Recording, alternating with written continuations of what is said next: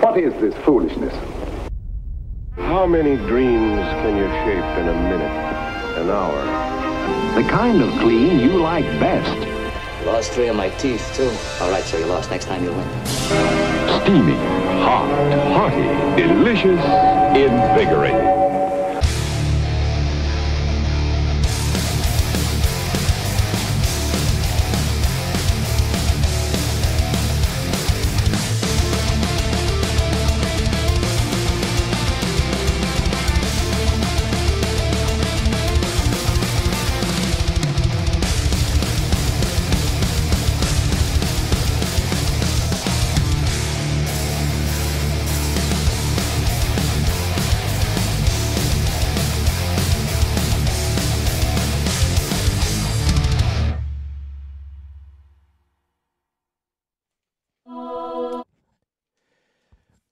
Folks at home, how you doing tonight?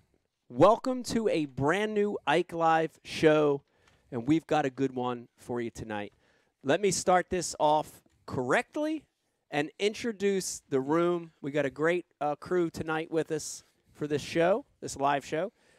Sitting right next to me, Miss Rebecca joining us. Beck, how you doing? I'm good. How are you? Good. I like this because normally you're in and out of shows, the last couple shows. We got kids and all this kind of stuff going on, dogs and cats and pigs. I don't know. What else do we have? We have all pigs? I got bronchitis. we don't have any pigs. We have one dog. No, we have a dog. I just made up a lot of animals. But normally you're in and out. It's True. nice. You're here right off the giddy. Well, so daylight savings just happened. It did? So in our children's mind right now, it's 9 o'clock. Okay, so they were tired, so they were went. exhausted. So they're in bed getting early. them to bed was a little easier this evening. That's good. Well, we're glad you're here. And before I go over here, I got to ask you, of course, what are you wearing tonight? Who are you wearing? I've what is got this? my Run DMC shirt on and my Zara cheetah pants. Zara cheetah pants and a DMC shirt. That looks good. Mm-hmm. Sitting to my left next to Miss Rebecca, we've got the one and only, the Dean, Pete Glusick, joining us, co-host of the show. Pete, how you doing? I'm good. I'm good, man. It's good to be in studio. Yes. A lot of buzz about tonight's show. Yeah. Really excited to see how it all plays out. Yeah. And I wonder what people, what if they had to vote, what people would vote. Yeah. About so, what's your decision's going to be. I know. Put one of those Facebook polls up. Yeah, so it's interesting, Anyone know how to do that? I don't know. We did. We had several. No official tallies. No official tallies. Yeah, but I made a couple posts, unofficial posts, and it was, I would say, if I had to split it between the fans, it was, I would say 70% elites, and I would say the other 30% was about 15% MLF, 15% other, which I did see those. That might be right. Yeah. Maybe 10% other and whatever. Just that in the third. Yeah, it was around there. Let me continue with the room tonight and on the ones and twos tonight. I'm going to keep using that. I like that better. I want to imagine these guys being DJs up there.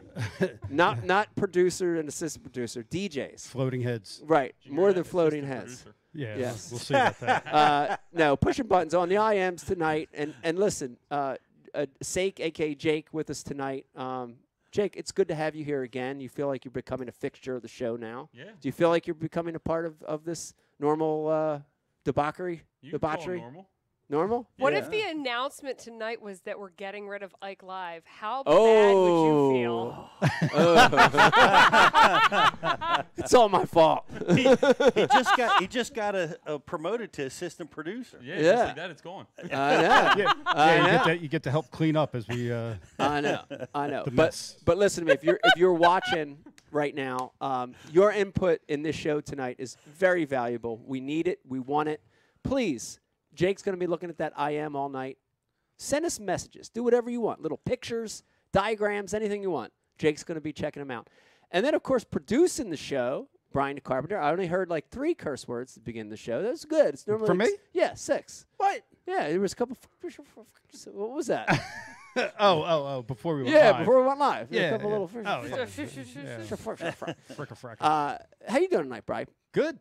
Outstanding. Very excited. I'm excited Yeah. too. This is. I'm like. We're going to see if you do it or not. We're doing it. We're doing it. And if you're watching right now, We're doing something. We are doing it. We've got a great show for you. In the first segment here, we're going to do a little tribute to Aaron Martin's Love Aaron, and we've got a little montage put together. And then I think we're going to just do some stories about Aaron and celebrating his life. Impact so many people, Pete. His impact on not just the sport, but people. You know, and I'm going to talk more about that. After that, Pete, you know, you look around, besides Becky, she's the only one not wearing Ike apparel tonight. She's got Run DMC apparel on tonight. We're going to be launching officially a brand new line of AFCO clothing. It's the AFCO times Ike. This is a collaboration line, the Ike approved line. And I'm excited, Pete, because we have a fall launch that we're doing now. We're easing into it. And then we're going to have a spring launch that's a little bit sizable, more sizable than this one. I'm so excited. And we've got a good friend of mine, also works over at AFCO. We've got Matt Florentino joining us. Matt's going to talk a lot about AFCO. I want to hear a little bit of the history of AFCO. They're doing some big things in fishing. So very excited to have Matt on. And then in the second segment, Pete, we're going to make this announcement. We are actually going to make this announcement. If you're worried, I know we've had some announcements in the past that we had technical difficulties. I'm a little worried that I might be punked.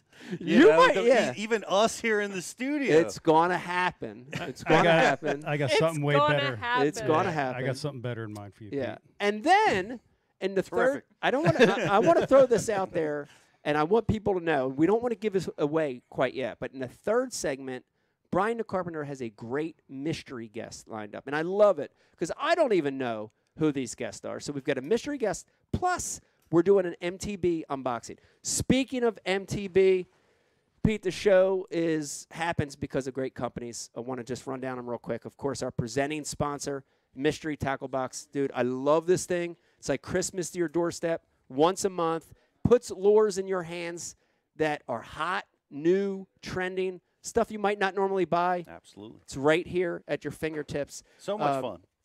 It's fun. It is fun. That's a good way to put it, right? It's fun to look out there at your door and see that box. It's very fun. Brought to you by AFCO, of course, and we're going to be talking about some of the new clothing tonight. Tin Cup Whiskey. Oh, gosh, we love whiskey here on Ike Live. And if you're watching and you like a good American-made whiskey, check out Tin Cup. I think we're going to be drinking a little bit of the rye tonight. Love the rye. I'm a big fan of it. Founders Beer. What a great beer. Tonight we're going to be mixing it up. I'm starting with the Bottle Shop. Founders also has a great Oktoberfest out that's tasty.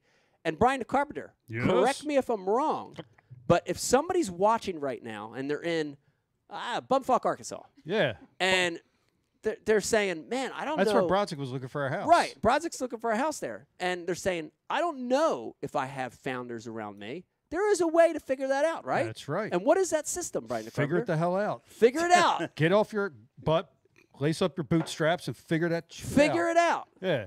Yeah. Is that what you meant? Oh, the Founders app. The Founders app. Yeah, of course. Download the Founders app. And figure it out. When you download that Founders app, you put in your zip code there, and you can figure out the closest place to you that has Founders. It's really good. Pete, got some great other sponsors here. I see on my list, Bash University. Talk to me a little bit about BU. What do we got? We got some specials happening. What's going on? Yeah, well, you know, we Black Friday specials are rolling out everywhere. Ooh, yeah. We've got the Bash U Black Bass Friday. Black Bass Friday. Black Bass Friday. I like that. Yeah, it's fun. We had so many people this time of year come to Bash University. They're taking their off season, learning, preparing for the next year. Yeah. We're offering $50 off an annual subscription for Bash U TV, and that's all over at bashu.tv, by the way. And our classes are underway. You can go sign up. We're getting physical. Yeah, I want to give a quick applause. Physical. Let me give a quick applause to that, just because. Listen, I'm not. We don't talk politics or religion on the show. We stay away from that. But, dude, it feels so nice to be getting back to normality a little bit and having Bash University classes again. Yes. So great. Feels great. It's really cool, and we have 2 classes lined up. We're going to be in Gadsden, Alabama, and we're going to be in Anderson, South Carolina. Ooh. This year. They're both going to be in January. Go over to thebashuniversity.com, and you can pick out the schedules. Yeah. But we have some lineups already. Ooh. For our classes. You want to give me some names? Yeah, I want to give you some names. All right. At Anderson right now, we've got Patrick Walters. Ooh. We got Matt Airy, Brandon Cobb, and yours truly will be in Anderson, South Carolina. 2 more speakers are going to be announced for that event. And in Gadsden, we have our friend John Murray, who sure has a bunch of Aaron Martin stories. Wes Logan, Zach Burge, Matt Herron, local stud. Ishama. Whoa. Long time. I think Ish may be the longest tenured speaker at Bash U. Yeah. I remember him being at one of the first ones in Philly. Absolutely. Like the very He was first definitely one. there. Yeah. He's been there And then when day we went one. to Cali, one of the Cali? first years, yeah, right? that's Yeah. right. Yeah. I think the first year. Yeah. Ish has been a great speaker for us. And we have a headliner at the Gadsden show, a guy that's going to be making a big decision tonight. Oh, I'm going to be there speaking. That's right. It's going to be a good one. Go over to thebashuniversity.com. We've got some early bird specials. Get your tickets. Get on. We're getting physical. We get to see people this year. That's Very awesome. exciting. I like it. This show, real quick, is also brought to you by TH Marine. What a great time to go over to TH Marine. Guys are building boats right now. Guys are getting their boats ready for the new season. Go to TH Marine. They got everything you need. Liquid Mayhem. Man, all the guys here at Ike Live Crew have been using Mayhem and Scent forever. It's great stuff. It really works. Flambeau, Tackle Warehouse. Everybody I know shops at Tackle Warehouse. Hobie, they are the Cadillac of kayaks. And if you want to get into kayak fishing, look at that 360 pedal drive. Go over to Hobie.com. Torpedo, man, that is the next thing in kayak fishing. In fact, Pete, when I won my event on the bay, I had a Torpedo on the back. I couldn't have won if it wasn't for what a Torpedo allowed me to do. Absolutely. Get out in that flat, get back. So Torpedo power for kayaks, boats, small boats, all that stuff. Last but not least, Heshy socks. Got them on tonight, rocking them. They look great with the new Ike Aftco stuff. Great list of sponsors here for the show. Want to start the show out, Pete. We always do this every time, and want to thank our military, active and veterans. Thank you, men and women. Thank you guys for what you do. It's an absolute crazy world. Every time Brian the Carpenter comes over early and we start talking about the world, I get more and more freaked out. So thank you guys for what you do. Want to thank our policemen, our firemen, EMT, doctors. Thank you guys for what you do. Thank you very much. Where did my notes go? Did I give you my notes? Can I look at this real quick? Let's see where we're at real quick here. All that was off of memory. How'd I do? You did really good. I did pretty good? Okay. 8 years. I'm like watching these two. Like the producers right now are doing weird things with like stickers on I like plates it and though. stuff. Well, I know. Yeah, we got. I won't talk about it. The lighting's just glares over here, glares over there. Yeah. 8 years we've been doing this. Is it 8 years? I think 2013. Yeah. Wow. That's hard to believe. Isn't that crazy?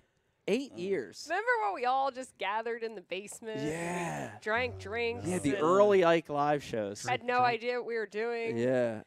Still don't. Yeah. Brian still presses buttons and Still drinks. presses buttons. Just random buttons. See if that works. I Press that. I missed my first show the other night. Yeah. What do you mean? Bass U Tuesday night. Last Tuesday. Yeah. Oh. First one. Forever. Ike Live. We're Bass U since Did we it started. hurt you to your soul? It did. Yeah. Yeah. You were missed. Yeah. But I know. And I can only imagine. I remember. I remember one of the first shows that never happened. We did an entire show that never made it to air. No, with Trent. We did.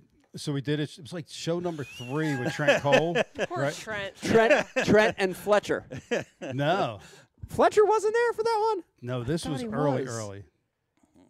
I could have swore Fletcher was there for that one. No, that was just straight up Trent. Was right? it straight up That Trent? was just Trent. I think. Yeah. But I remember because it looked like Fletcher was like on his shoulders. Yeah. He's this little boy I behind could have him. swore Fletcher was there for that one. Maybe was it?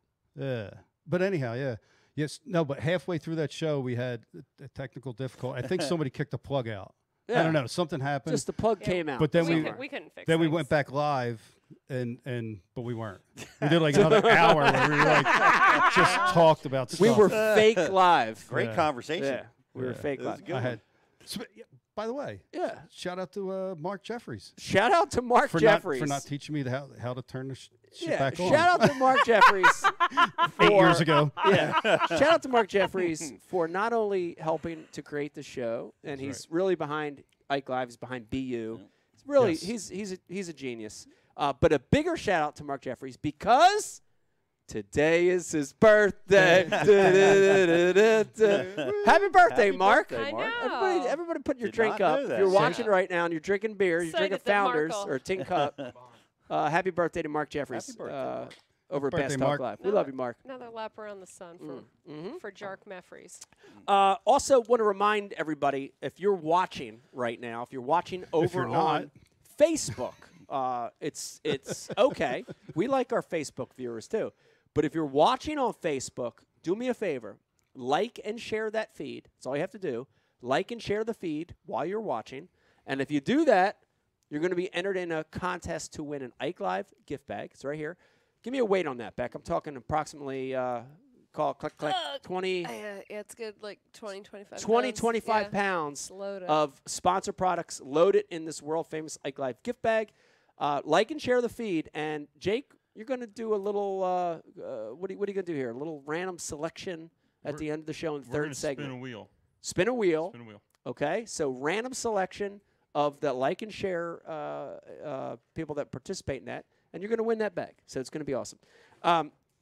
And we'll find out if you're going to receive it because now Jake's in charge. Right. Oh boy. Your luck wasn't very high with Rich, so maybe Yeah. Jake, it Yeah. goes up a little bit. Jake, yeah. 0.5%. It's on you. Also, let me remind everybody, if you're watching tonight, throughout the show, we're going to have some random questions, or we'll take some of the best comments, and we're going to be giving you some of this brand new Ike-approved AFCO product. It's awesome. We'll be giving you away some of these hats and beanies throughout the show tonight. So it's We're awesome. giving away riches to the fans tonight. Yeah, we'll give Rich's away stuff. Rich's little thing that Miss Janet set aside. Just give Who that picked away. the sizes? Miss Janet, I think, didn't Oh, she? she's- Miss Janet do it? That's awesome. She and I did it together. Did we not get it right? Well, your assessment of me is very kind. I Very appreciate flattering it. to- Very flattering, but a little on the small side. Yeah. Well, no, their stuff has a bit of a boxier fit, though. Is that right? You'll be fine. Well, try it. Try it on. If it doesn't fit, we'll, right. we'll fix you up. Are you trying to say it's not your size, Brian? Oh, I'm good. It's good. just Peter? Yeah. Well, I was a little tight. Yeah. A little tight? Yeah. Okay. No, maybe. He was in the Were dryer. you so- Pete tight or Jake tight? I passed. Pete tight. I passed mine on to Jake. So Yeah. it was- Wow. It was close. All right. Man, Let you me. How old are you? At least y'all are 22. men. You can't be offended. Can't be offended. It's bad. But not offended. Let me real quick, too, Brian. I had a note about this. I want to talk about it while it's sitting right here in front of me. But Oh, yeah. we enjoy Tin Cup whiskey every show. We love it. Indeed. I drink it. Man, we were camping the other night. Listen to me. Brush your I had teeth the with it. Dude, it's cold. We're camping. We're in Gettysburg. It's cold. We're sitting by a fire. Oh, dude, me and Don, I went with my buddy Don. We just poured a little bit of that in there, sitting by the Yeah. fire. Dude, it doesn't get any better than that. But Tin Cup Uncle is- Don? No, not Uncle Don. Oh. Don, our friend Don. Yeah. Tin Cup's doing some cool stuff in the fishing world, and I wanna talk about this. Got a note about this.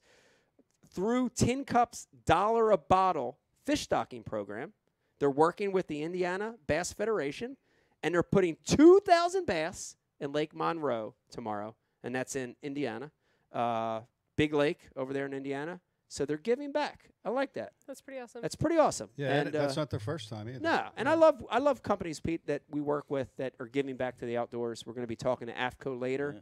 Dude, they do so much. I cannot even tell you. They've been doing it forever. Forever, since the beginning. Right. Since the beginning of the company. Percentage of their revenue goes right back into the environment.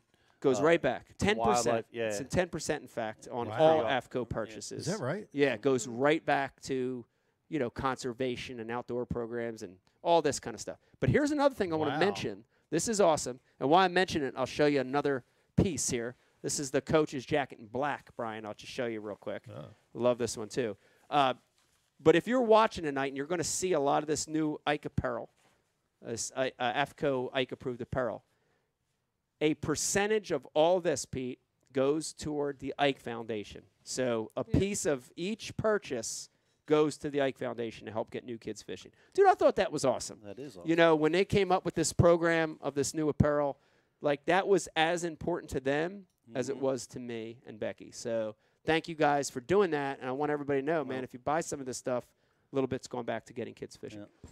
Are you playing with my mic? No, there's a Quincy hair stuck in your mic. It was making me nuts. It might have been a chin hair. Or I that. know it was Quincy hair. Balchinian. Bri, this is one that's hard because I know this is a hard one because I want to talk about it and I want to celebrate it, but it's hard. It's hard to talk about it. And I can tell you, listen to me, man. Pete, you know this. I traveled with Pete since the 60s probably for a long time. Pretty long. And I'm not I don't like to get like emotional, you know what I mean? I don't cry. I mean, if you live in Jersey, right? Like you're taught to be manly and not show emotions. But this is the kind of thing that like when in fact, Brian sent me the news. I first heard from Brian. I got a text, and we were out actually like walking around, and I couldn't even keep it together. You know what I mean? And I do. It's tough to swallow, but I want to take this approach as a celebration because he was so impactful to the fishing industry, but to people. And I said that already, but I want to say it again. How much of a class act this guy was, and how much he had a positive effect on people's lives. We're going to do a little Aaron Martin's tribute, and Jake put together a little montage for us. So let's start with that. Brian, you want to roll that? Oh, man. I know. Yeah, just moment of silence here. Yeah.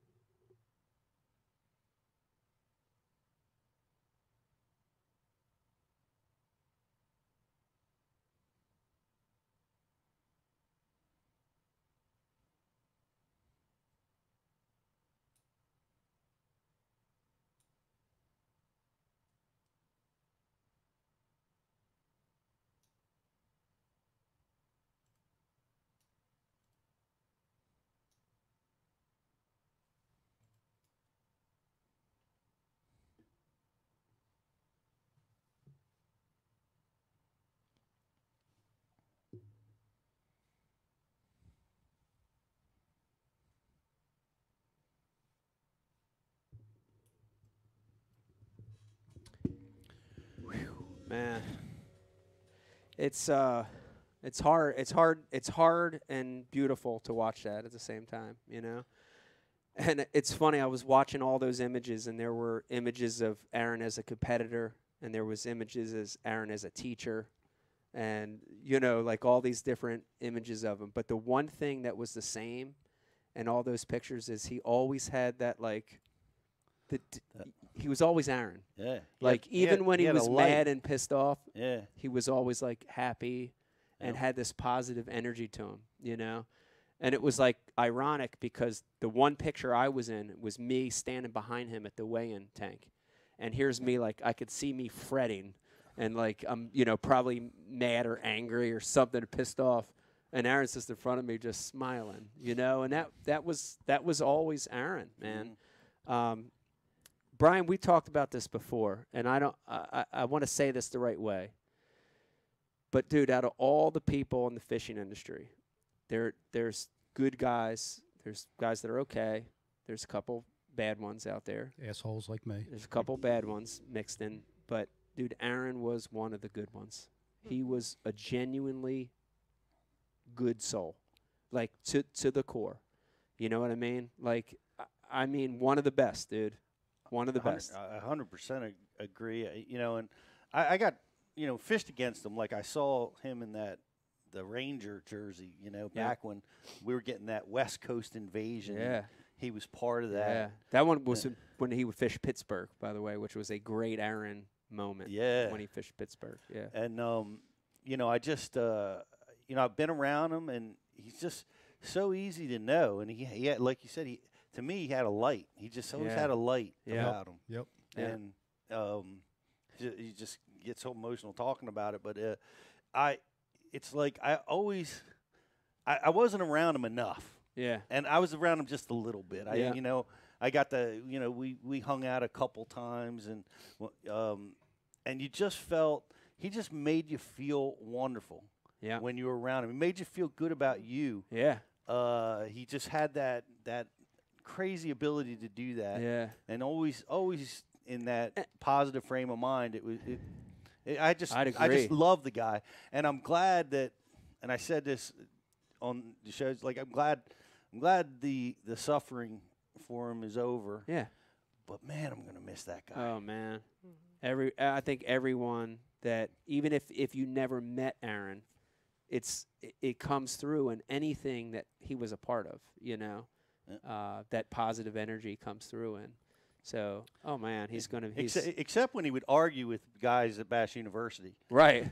Yeah, about stuff. Yeah. That would be. Please tell me about that. Yeah. I need a break from this. I remember.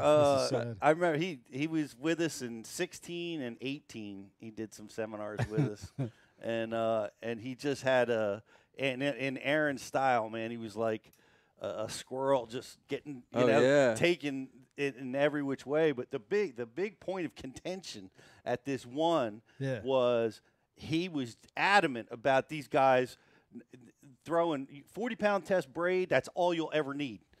And he's in the room with flippers and power fishermen, just flat out, you're wrong. Nope. Not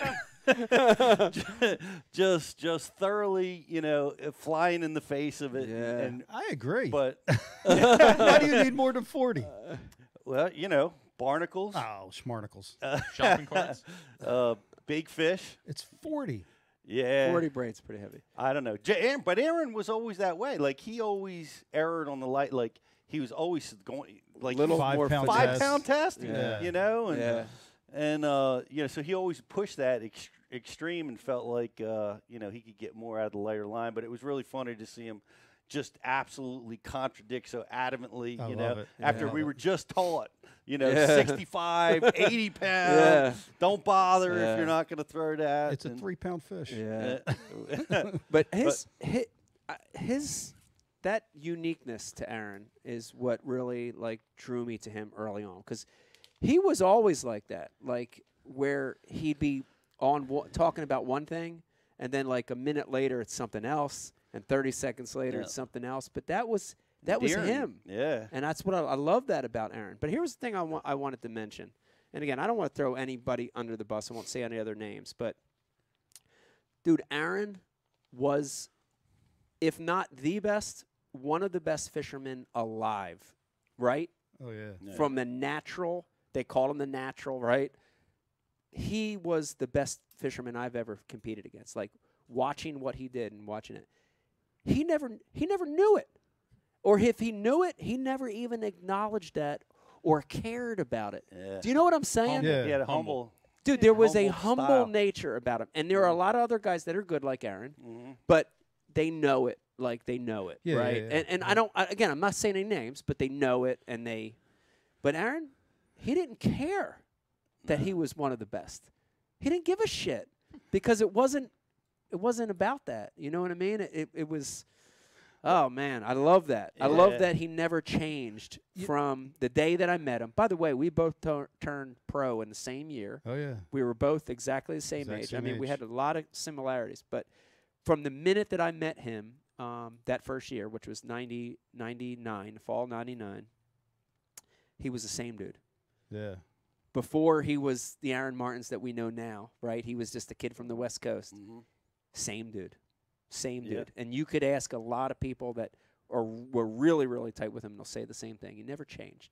Never got a big head. Never knew he was the best inside. You know what I mean? Like, he never...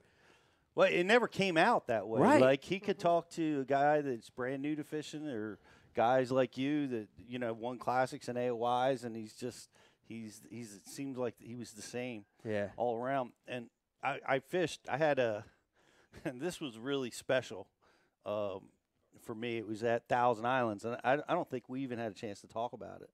But I drew out with a co-angler, obviously, that was a marshal. and he marshaled twice with Aaron. Wow. And it was just an unbelievable day. Yeah. I went out to the Big Water. Oh yeah. And we were out there by ourselves, just me and there's no boats around us. We're in the 3 to 5 foot swells, and just doing our thing. And he's telling me stories. His favorite Aaron Martin story, which was a cool one, because he said that Aaron told him that he said, "I really like you because you can tell the difference when I'm talking to myself and when I'm talking to you." Oh, it's awesome. That was cool. He had to, and Aaron was going through a hard time back in September. Yeah. Obviously, the whole family was, but we caught 4-pound smallmouth all day. Yeah. And I just felt like Aaron was with us. Yeah.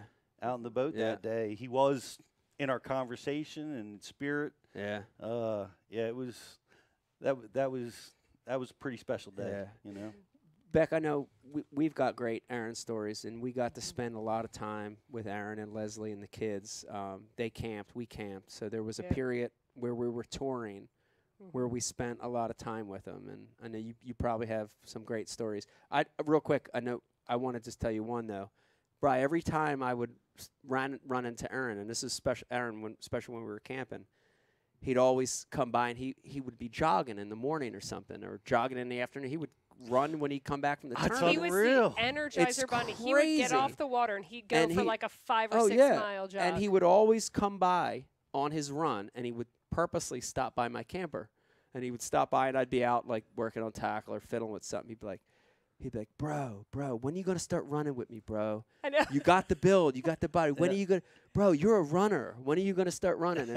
And you guys would do the 5Ks and we did this Ragnar the Ragnar races together.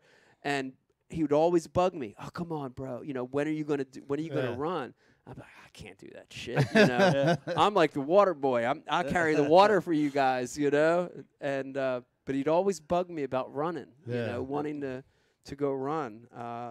Amazing, It was like every time. It wasn't a time that passed that he didn't do that, But it's fascinating that he did that after. You know how exhausted you are mentally and physically. Oh yeah. But he would talk to me about it too, and said that.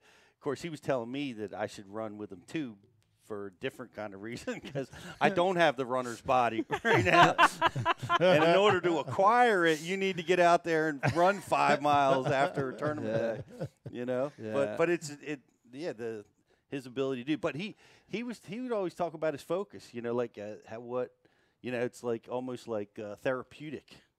Yeah, more than it was physical fitness. Yeah, it was just more therapeutic for him. Yeah, to do it. Yeah, it's a lot of miles. Yeah. Did he run in there? Did he really run in those weird shoes with the toes cut out of them? Oh yeah, he loved those shoes. Yeah, he loved those things. They were great.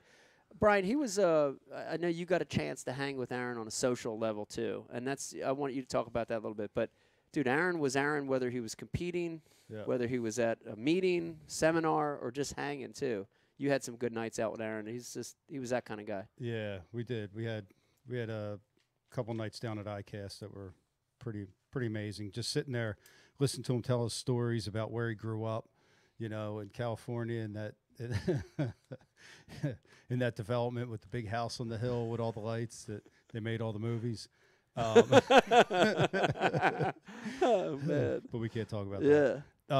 Did you ever hear him talk about the world record that he pretty sure he had on? Yeah, I didn't hear. I've never heard him tell the story, but I've heard the story through people. Yeah, we got to hear that night. Yeah, a bass, a largemouth. Oh yeah. Tell the story. I can't. I don't remember it. I don't remember it in enough detail. It was a good night. But he felt like he had it. He had the world record on. Yeah. Wow. Yeah. It's crazy. That's amazing. I got a question, Mike. So I just view Aaron as just this kind soul. No malice in this guy. Yeah. It's just Zero. Legit. 0. Unless you throw 65-pound braid. Right. Fair enough. 0. And then you deserve it. But that kind of flies in the face of being a competitor. Yeah. You know what I mean? Yeah. And he's still, like you said, was the best. You know, Yeah. he was AOY. Yeah. Do you think that held him back any? Not having that cutthroat. I don't think not it having did. that gene. No, because I think for him it was more like, you know, when you meet people with like ADD and I'm not saying that Aaron did, but it's more of that personality where their brain is all over the place until they have this thing that they're focused on, and it's like that singular focus. And I think for Aaron it always manifested in having to figure it out. Like he had to solve the puzzle, because you guys talk about him being a natural, and it was always fun. I mean, everyone knows I'm not that big into fishing. I mean, clearly it's my life, but I don't want to listen to Mike give a seminar every day. You don't? But I'm sorry. That's okay. But I always thought that, like, it was interesting when Aaron would speak after, like, a tournament he won, or, like, it was always intriguing to me because the way he spoke was interesting, even for someone who wasn't an avid angler, because he would talk about, like, how he figured it out. Like, what was the tournament that he figured out the fish were eating the birds? Oh, yeah. Yeah. Like, was, I still... Yeah, that was Is that Arizona. the West Coast? Havasu. Havasu. Havasu. Yeah. And I still remember, like, how, like, odd that was, but it was interesting to listen to him talk. So in my mind, like, it was more of a puzzle that he was figuring out. Like, he was so focused on it. So I don't think for him it was the competition that he was going to beat someone else. I think it was that he was going to solve the puzzle, which therefore won you a tournament. Sure. You know what I mean? Yeah. But I think there's different mentalities of people out there, and that seemed For more sure. like his, Yeah. Yeah. like I don't have to go beat everyone. Like, this is fun. Like, that was always Yeah. Aaron. Like, yeah, we're having fun. Yeah. But, like, when he was on the boat, it was that absolute focus that he had to solve the puzzle. Yeah. Did you ever bump into him on the water? Never, like, spot bumping, like, in a specific spot. in his community. Right. Never in his direct community, but for sure fished around Aaron a lot. And, you know, the one thing is when I would see Aaron in an area in a tournament, especially during the tournament, I always felt good because it was like when you see Aaron floating around, dude, you're in a good area. You're in a good area, even if it's, you know, if he's a quarter mile away, you know, you're in a good place. But I can tell you, like, several times throughout my career, I've had times when Aaron would come up to me, like, after the day or after the tournament and be like, he would come up to me and be like, oh, man, I saw you on that sandbar over there. Yeah, I found those fish too, and I never went to them, and I saw you on. And he had that, like he finds a lot of good stuff, but he also had, like, the heart to. That's what I was saying about that. Right. Not having that cutthroat. But I think holding that's him back. that's a great quality to have. Sure. A lot of guys don't have it. I don't have it. You know, like, I'm competitive. You're like, a good example of not having I'm it. a good example, the opposite Yeah. of being terrible. I've gotten better in my career, but Aaron wasn't like that, and he didn't need to be like that. I think he was that good where he didn't need to do that. You know. Right. But you know, I wanted to get back to the fact that, and Jake, let me remind you, if you're watching, if you've got an Aaron story, or if you want to comment about Aaron at all, please do. And we're gonna put some of this through here in a second.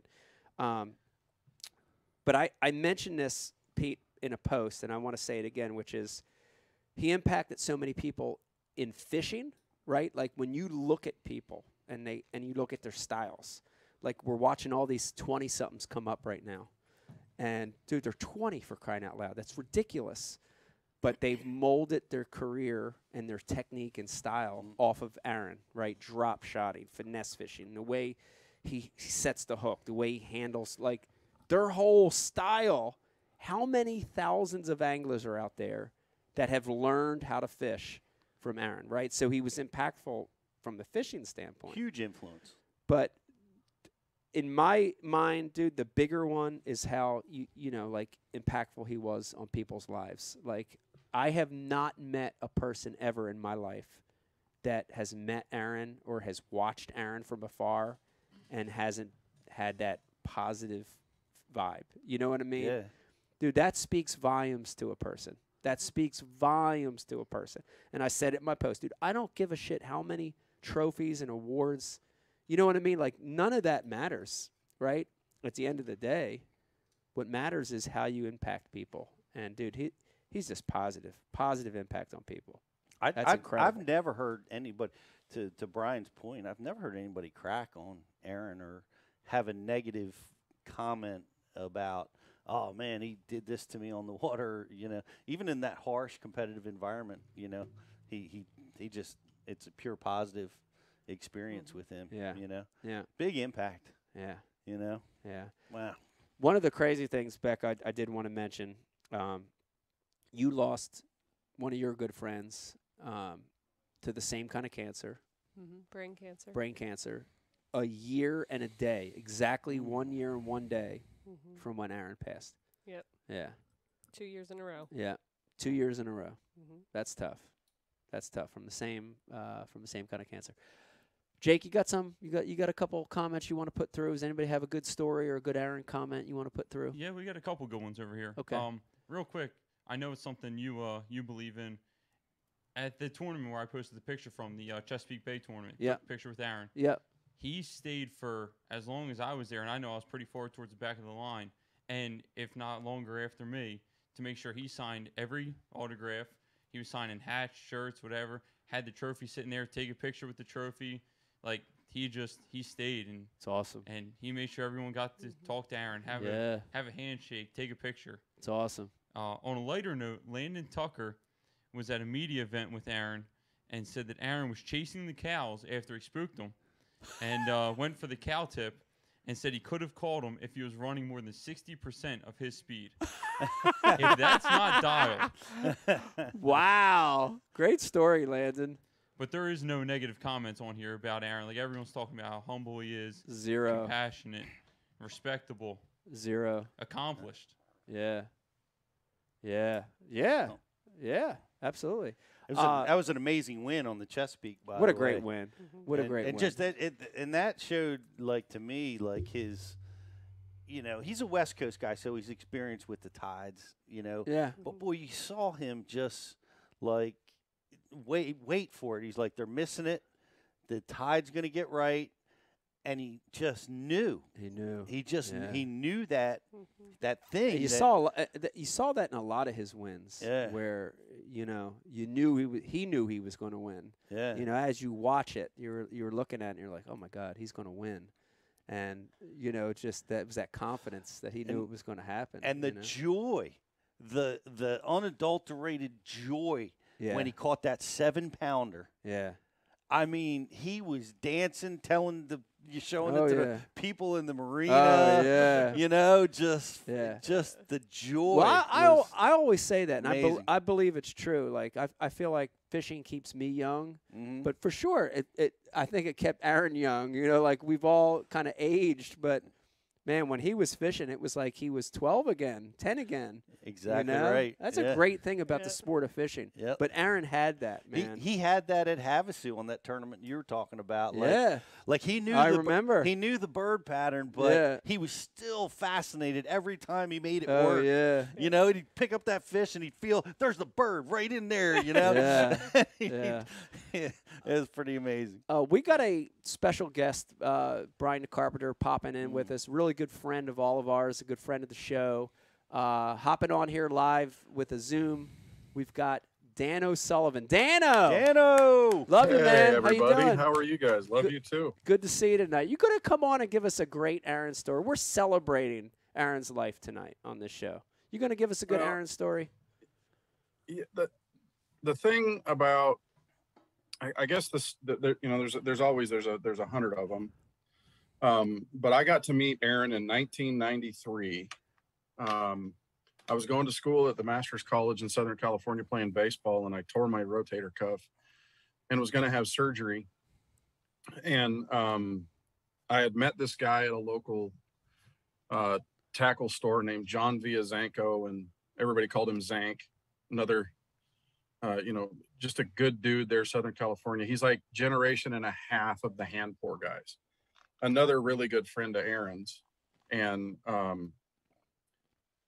I met Zank at a tackle store, and, I could say, hey, I got nothing to do now. My baseball season's over. My baseball career's over. Let's go fishing. And so I'd pay for his gas and he'd take me out there. He was a guide. So, he was making a living at it, but couldn't he couldn't, when he wasn't fishing, when he wasn't guiding, he would take me along. And we went to Castaic one day about 3 days before my shoulder surgery, just to go do something that was, to get my mind off of it. And we're out there fishing up in the fishing arm at Castaic, and we're throwing them. We call them popcorn bass. We're catching them on little Georges, and these fish are just going crazy. We must have caught like 30, and he caught like 80 because he was really, really good, or still is. But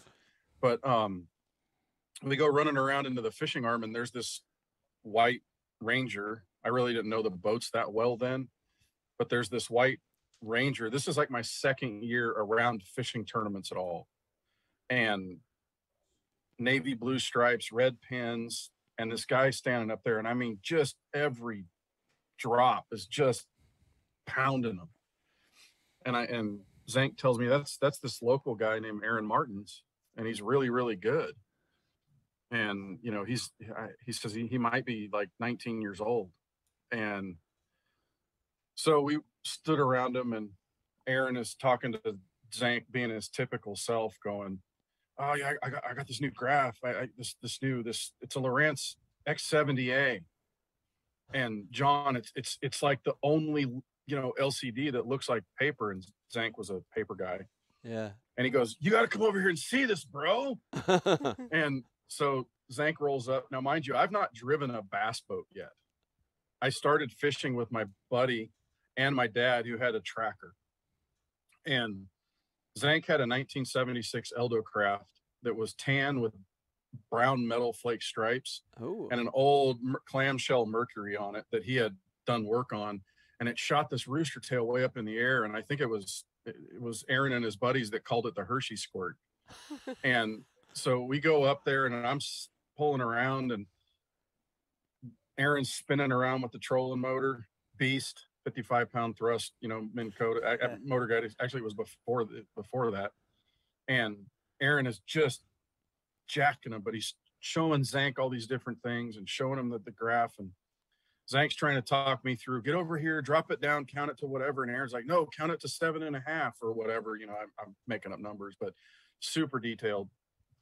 And they were catching them on Rapala jigging pleekies. And I wrote that in my post that I did, the ice jigs.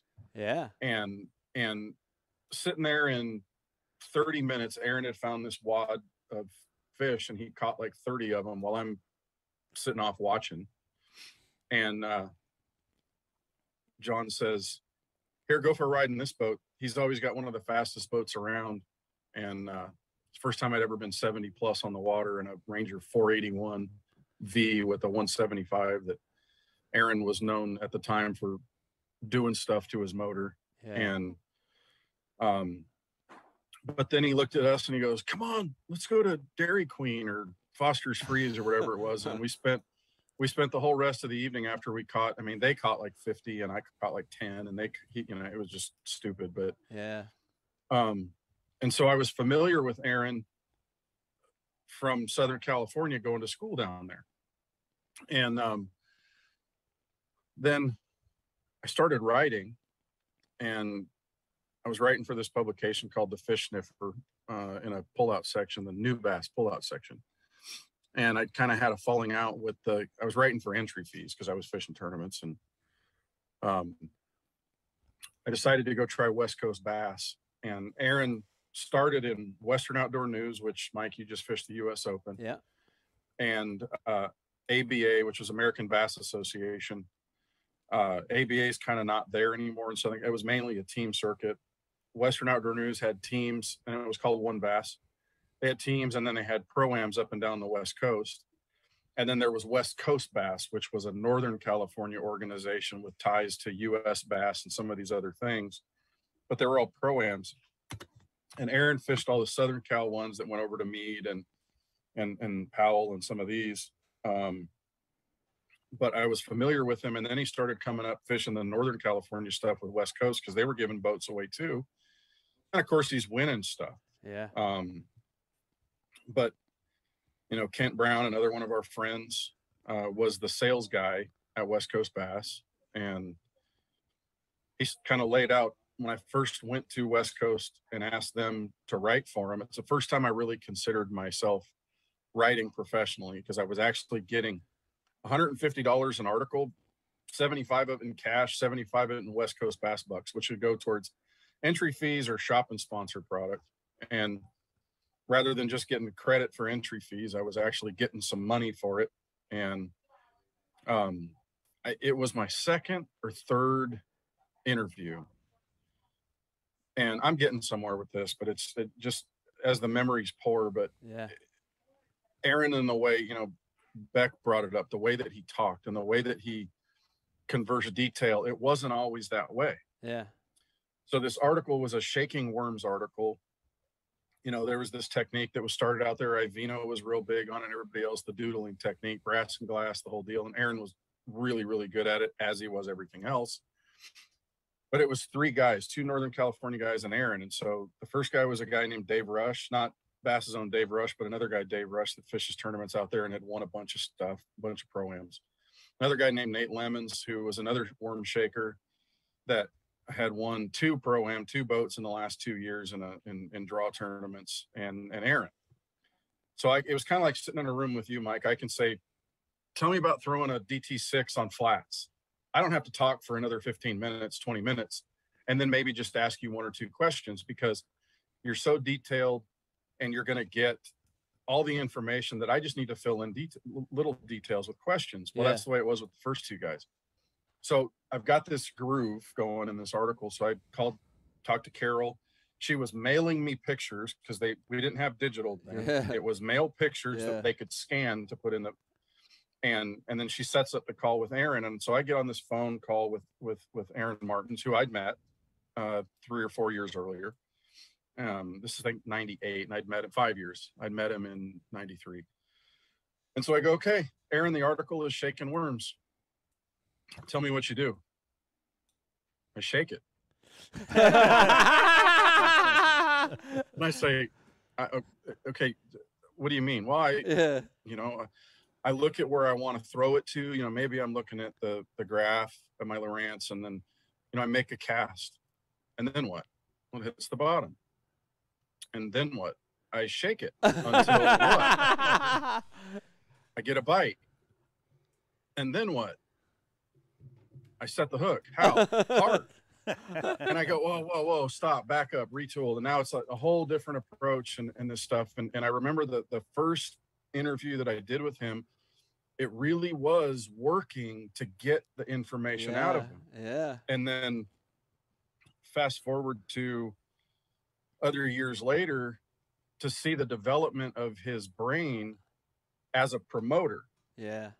To be able to express what he was saying. But then back, what you brought up is that, there's, people always said, well, Aaron's different, or he's quote special, or he's these things. And I know that for those of us from the West Coast that were so used to being around him, we'd get offended when people would say that. Yeah. Because to us, it was a beautiful special and a beautiful different that, and a lot of people were just like, dude, he's weird. Yeah. No, he's not. Yeah. It's seriously Cinderella Man type stuff. Yeah. Yeah. And you'd sit there and you would listen to him. And I just remember, I guess one of the things that my career that I'll look at is Louis Stout called me one day and says, I need to ask you a question. I said, what's that? He goes, I have to do an interview with Aaron, and you always seem to get pretty good stuff with him. And he says, I get so frustrated interviewing him. And I said, okay, I'm gonna lay out a scenario for you. You ask him a question, and he goes north 100 feet, turns east, goes back down south, comes back over here to the northeast, and then about here you get frustrated because he's not giving you your answer yet. So you remind him of what the answer is, and then you don't get your question answered, right? He goes, yeah. I said, let him talk. Yes. I said, Aaron has this path that his thought process takes that's going to take you through this zone and through this maze. Yeah. Yep. And he will always come back and give you that answer that you were looking for, but in point A, C, D, and Z, he's going to give you something that is absolute gold. Yeah. Yep. And he knows in his mind, he knows where he's going, and you just have to take the ride with him. Yeah. Yeah. And Louis called me after the interview and said thanks, because that really helped me. But it just was, you know, the other thing, and he was such a pure heart. You know, after the MLF switch, which, you know, the when you guys all went there, and you're going to have that 2019 Classic, and you know, there's tension. Obviously, it was a tough time in the sport, and some people agreed, didn't agree, whatever it was. But I went over to his boat a few times during media day. So always had someone standing around him, so I couldn't get to him. At the end of the day, I walked over and I said, "What's up, Aaron?" He goes, "Bro, Dano don't love me no more. Didn't come see me." I said, "I tried, man. You always had people with you." He goes, "I know. It surprised me." I said, "What do you mean?" He said, "I thought everybody was going to be mad at me." And I said, "You know, I'm sure there's people are upset about this stuff with, but Aaron, it's kind of hard to really be upset with people that are just trying to better themselves." Yeah. And I left that little conversation. I gave him a high five and a bro hug, and I was kind of heartbroken for a minute there, because for someone with as pure a heart as he was, you wouldn't want someone like that to feel like people wouldn't like him because he was trying to better his life. Yeah. And they're just, I like you said before, I really don't think I ever heard him say a bad word about anybody. No, Aaron didn't have a bad bone in his body, man. Not a single No, one. he didn't. And I mean, I've had 100 memories flood, you know, just stuff that's, you know, mine, I guess. Yeah. You know, I'm not a guy that wants pictures or autographs or stuff like that with you guys, because I respect so much what you guys have all done, and I want to treat you like professionals, and I want to act like a professional. And my things are those memories. Yeah. You know, Mike, I'm sitting here right now. Behind me is you know, this is probably the only autograph I have. Heck, and you know what? I bought it. Thanks, Dano. Some of that went to the Ike Foundation, I'm sure. So thank you. You were doing a fundraiser for the Ike Foundation. There you go, dude. And at any point in time, I know I could have walked in on you in the bathroom, as I've always done, and, you know, mess around and get videos or whatever that we've always done playfully, because we're all seem to be good at that. But I have these memories that there it is. They'll forever be just my little moments of being fortunate and blessed to be around everybody. And Aaron just always made you feel like you were the only person standing there in the room with him. Yeah, well said. He did. He definitely had that effect on people, for sure. That's the best description of it. Yeah. You know? Yeah. When you were in his company, you felt like that. That felt like that exact thing. Like he was involved with everything that you said. You know. Yeah. I did like agitating him though. What would agitate Aaron?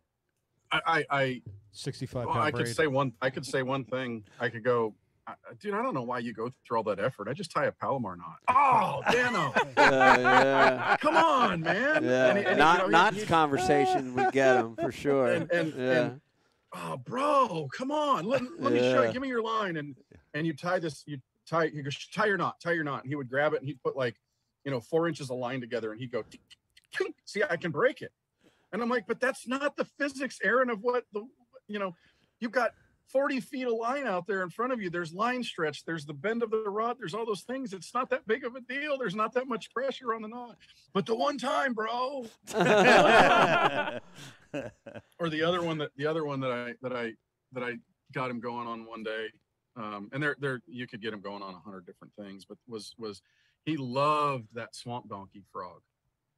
not a sponsored bait, just loved that swamp donkey frog that Reaction Innovations made. And I think they still do. And I just kind of looking at it, I'm a tackle geek myself, none anywhere near what he was.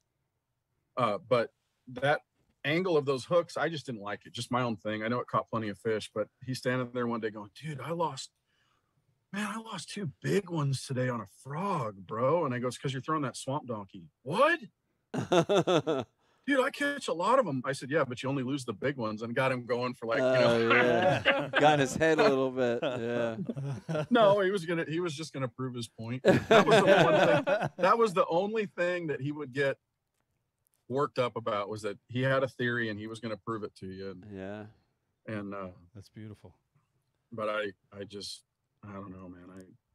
I fished a tournament Saturday for a fallen coworker at the boat dealership Bucks Island that I work at part-time and do the marketing at, and I was on the water with this tournament for Jamie Collette, this friend of ours and coworker. And it's funny, as I'd be fishing this tournament and me and my partner would be talking about Jamie, and then all of a sudden my head would turn to Aaron. Yeah. I got choked up more times than not during that day.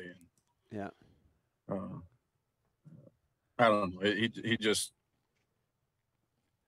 it's a generation.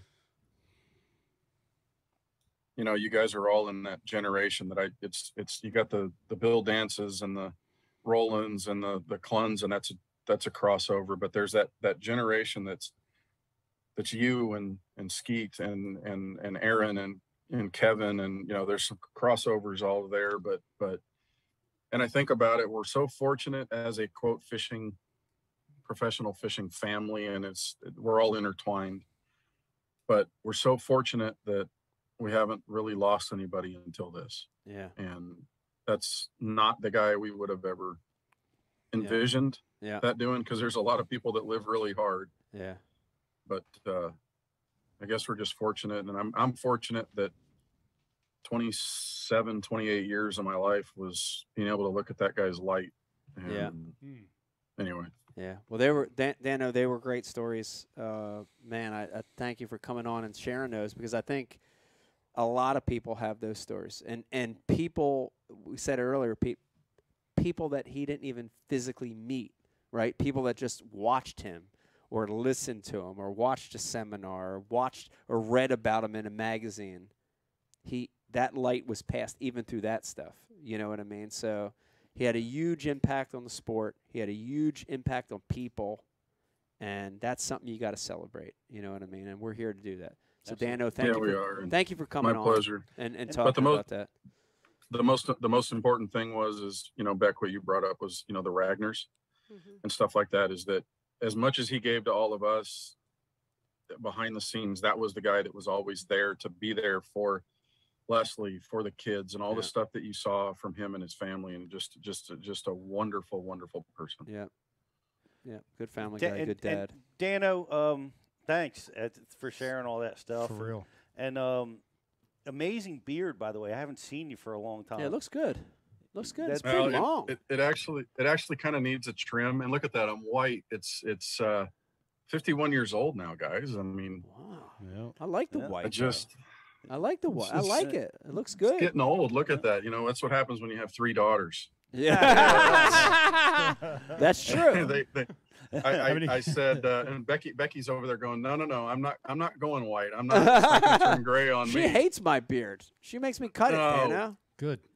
Speaking of beards, there's another fundraiser that you did, Mike, and I get this text one night. Yeah. I don't know, 10:30 at night, from a guy that goes, I just bought Ike's beard. Is that weird? I think he has it in his wine cellar now. I think he does too. Yeah, he might use it to broom off the bottle. Probably he uses it hangs from his rearview mirror on his yellow hangs from his rearview mirror on his yellow Lamborghini. That's right. And then he brings it in his wine cellar and brooms off his $30,000 bottle of wine. Yeah, it's a turkey beard. That's good. But anyway, you guys, hey. Thank you for having this. Thanks time for coming to on, talk about Dan. Aaron. And it's great seeing you. We love you, man. We will see you in too. Gadsden, Alabama. Yeah, you will. January. We will see you there. Yes. I get to take Mike to Rock and Roll Sushi again. Can I give the last time he was here? Can I give one more story? Yep. I was irresponsible that night. Oh no. Mike says, "Hey, come on, where do you want to go to dinner?" And I said, "Oh, well, there's this great sushi place. It's open till 9." It was good. And he goes, "For Gadsden, it's great. I mean, I really like it. The lady's really nice that owns it." And Mike goes, "I'm buying sake for the table." And I love warm sake. Mm-hmm. And I had a sip of it. We hadn't eaten yet. Christina has a beverage. Her car's sitting right outside. And I have another thing. And I looked at Christina and I said, "You might want to call the girls." So I ended up having to call my teenage daughters to come pick us up because I had Yes. I texted my mother-in-law and said, "Am I irresponsible? I had to call my daughters." Oh, that's awesome. I'm looking forward to doing that soon. Yeah, I know. Well, I'm looking forward to All right, more. guys. I'm looking forward to more sushi and sake with you, Dano. Anytime, dude. I look forward to being here. I know you got you and my other brother Ish that are going to be here, and we're really looking forward to that. So It's gonna be fun. It's gonna be a good week. it is. Enjoy the rest of your night, guys. And Thank you, Dan. whatever your decision is, as a family, we love you guys, and we're rooting for you. Appreciate it. Thanks, Appreciate it. Dan. Dano Thank Sullivan, you, Dano. everybody. Dano. Yes. Man, there were some good stories. I did want to show you, Bri. I want to show everybody real quick. I don't know if we can have Zoom anymore, but that is when Aaron was with us and he signed this hat, and it sat on the shelf. We had it downstairs in the old studio. We have it in the new studio. Aaron Martin's BASSAOY 3 times, 05, 13, and 15. Wow. It's pretty incredible. Yep. Incredible feat. I love that he put 3 times. 3 times. He wrote 3 times, just in case you knew. You didn't know that there were 3 separate years. As if to talk to the guys that only have 2. Right. I only have 2. There's like 3 Swindle. times. Yeah, that lousy Swindle only has 2. Substandard. Yeah, substandard. Aaron has 3. What a great piece of memorabilia, and that will never leave the studio, Brian the Carpenter. It feels good. Like when I started this, I was like, I honestly was borderline didn't want to talk about it because you get so choked up and emotional, right? You're like you almost don't want to talk about it. But when you start to talk about the stories and celebrate and think about how impactful he was to people, it's worth talking about. And I hope people keep talking. I hope people remember and just keep spreading the word of how good Aaron was as a person, more than anything, you know. Yeah. And real quick, Brian the Carpenter, we're going to do a little shot here before we go. I want to do a toast. Yep. Let's do a toast, Yep. and we're going to take a little break. Before I do that, I just want to step up right now. I know we've got a lot of people watching. Brian the Carpenter gave me numbers. I know we have a lot of people from the tournament leagues watching tonight. I know we have a lot of other pros watching tonight. I know we have a lot of aspiring professionals watching tonight that are going to fish the Opens. I want to challenge everyone right now. This is the time of the year to do it. I want to challenge you. No Nut November? No. Oh. I want to challenge you to do this now, because this is the time when you're doing it. In 2022, put something on your jersey or on your wrap that is a memorial for Aaron. Yeah. I want to challenge you to do that right now. And, in fact, Beck, we'll get a little thing going. We'll get an email going to all the pros and all the leagues. And maybe we can get I know they do it in hockey. Bri, they do a stripe. Maybe we do a purple stripe or something. Yeah. To celebrate Aaron, right? To celebrate Aaron in 22. So I challenge everybody to think about that. We'll come up with specifics for that. But let's do a toast while we're here. And this is we're doing a little tin cup here. And this is to Aaron, again, celebrating his life. And we love you, Aaron. Always will love you. Always. Thank you for everything you've done for everybody. Thank you. Cheers, guys. Amen. Cheers. Cheers, Aaron. That was good. All right, Brian, let's do this. Let's change the vibe of this. We're going to take a little bit of break. Listen, if you're watching, this is a brand new Ike Live show. That was a great segment talking about Aaron. We love Aaron. When we come back, Brian the Carpenter, we're going to get Matt on the phone. We're going to talk a little bit about the new AFTCO Ike-approved apparel. Yep. And then right after that, in that same segment, we are going to make the announcement. Beck, are you ready to make this announcement? The announcement of the announcement. What are you going to be announcing? We're going to make the announcement of what we're going to do in 2022. Hang in there with us. When we come back, more Ike Live.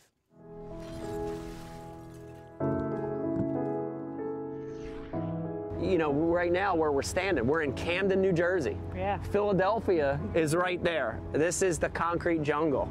And, you know, a lot of those kids, as they grow up, they don't fish. It's interesting because they're surrounded by water. You know, the Delaware River, the Schuylkill, ponds, city park lakes. But they don't have the influence to cast, to fish, to have a rod and reel. And that became our focus, you know, is to target kids in what we call non-traditional areas, you know, urban areas, city centers, where the population's high, and let these kids have the experience. You know, it's amazing. I mean, some of the experiences we've had, whether it's Central Park in New York City, here in Camden, other parts of the country, even just casting. Yeah. It's unbelievable to see it, isn't it? Yes. It's unbelievable. Yes. And you know, you see these kids have this experience they've never had, and they light up, you know? The big thing, I think, for the Ike Foundation is we're not saying we want all these kids to become professional anglers. No. It'd be great if some of them did, but we want them to have that fishing experience because it ties them to so many other positive things. The outdoors, nature, conservation. Ecology, you know, all these amazing things in life that maybe they wouldn't have been exposed to any other way. We're trying to help with that. So it's important. It's important for us. Yeah. We're proud of it.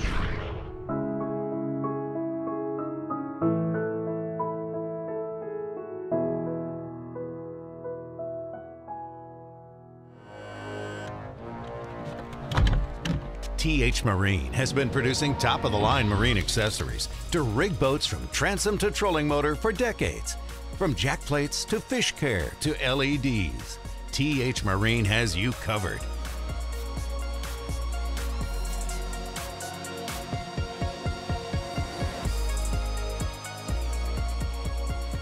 TH Marine, outfitting your boat from transom to trolling motor.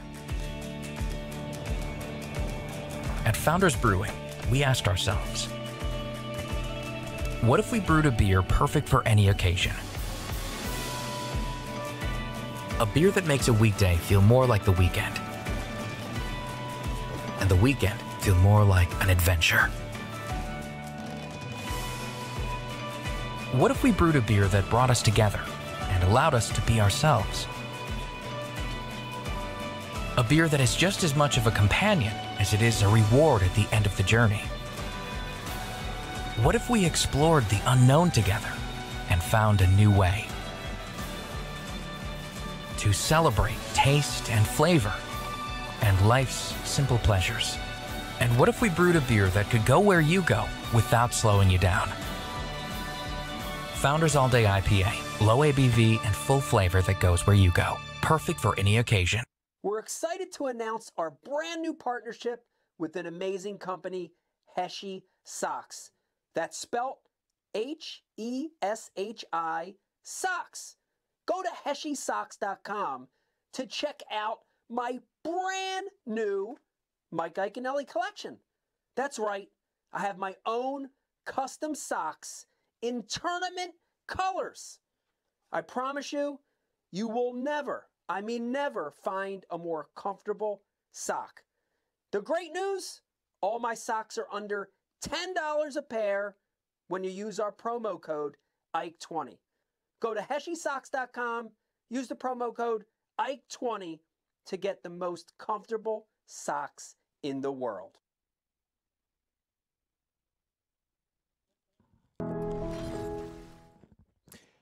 Hey everybody, how you doing? Hope you're having a wonderful Monday night. I know we are. You're watching a brand new Ike Live show. We just had a wonderful A-Mart tribute, and what an impact he's had on people's lives, Pete. In spite of the fact that he hated the drop shot. He hated the drop shot. Yeah, right. People don't know that. People don't know Did that. it really? He hated it. Oh, I didn't know that. He did not like it. All that money he won on the drop shot, he didn't like it. He was forced into it. Wow. He did it when he had to. He considered himself a flipper more. He was a power fisherman. He loved to power fish. I can relate to that. He did the drop shot because it got him wins and it won him money, and he did what he had I to can do. relate to that. Didn't like fishing it. I can relate to that. Crazy. We did a little outfit change here in the break, and it swapped to a brand new new He Ike said approved. we, but it was we. me. It was me. It was actually me that did the outfit change, and swapped a new little T-shirt with a Ike approved long sleeve underneath. That's right. I'm layering. I'll say it, layering. I know how to use that word. Let me remind you, if you're watching tonight and you're over on Facebook, do me a favor, like and share the feed. If you do that, Jake's going to randomly pick one of you guys to win this 20-plus pound bag of the Ike Live gift bag. It's world famous. Maybe you should Dude, dump sponsor out product. I don't want to dump it out because there's so much stuff. It says right here on the notes. It does. Does it? Dump out well, what is it? bag. I don't want to dump it Janet's That's Miss Janet. out. I don't want to dump it out because there's so much. I see. got you, Janet. I'm looking at it. I see Mayhem. I see MTB. I see. I actually see Tin Cup. Just the cup, not the actual tin cup, because we can't ship liquor. Not legal. But listen, like and share the feed. You're going to have a chance to win this. Also, we're going to be giving away some of this new Ike-approved apparel. Yeah, we're gonna throughout the night. We're going to give some of this There's away. a lot of guys on YouTube too, and we're gonna pick some of them. We're going to guys. pick some of them. This is That's some right. dope stuff. We got a flat bill. Well, of course, we got the trucker. We got a cool beanie. We're going to give some of this stuff away. It was supposed to go to Rich, but we're going to give it away. Yeah, it's supposed to go to Rich, but He's not here anymore. yeah, he's not here. Let's not worry Just about like Eric's gone, Yeah. Rich is gone. And we love those. I'm kidding. We do love those Oh, guys. We goodness love gracious. those guys. We love those guys. We love those guys. We're Nobody not can talking bad joke about them.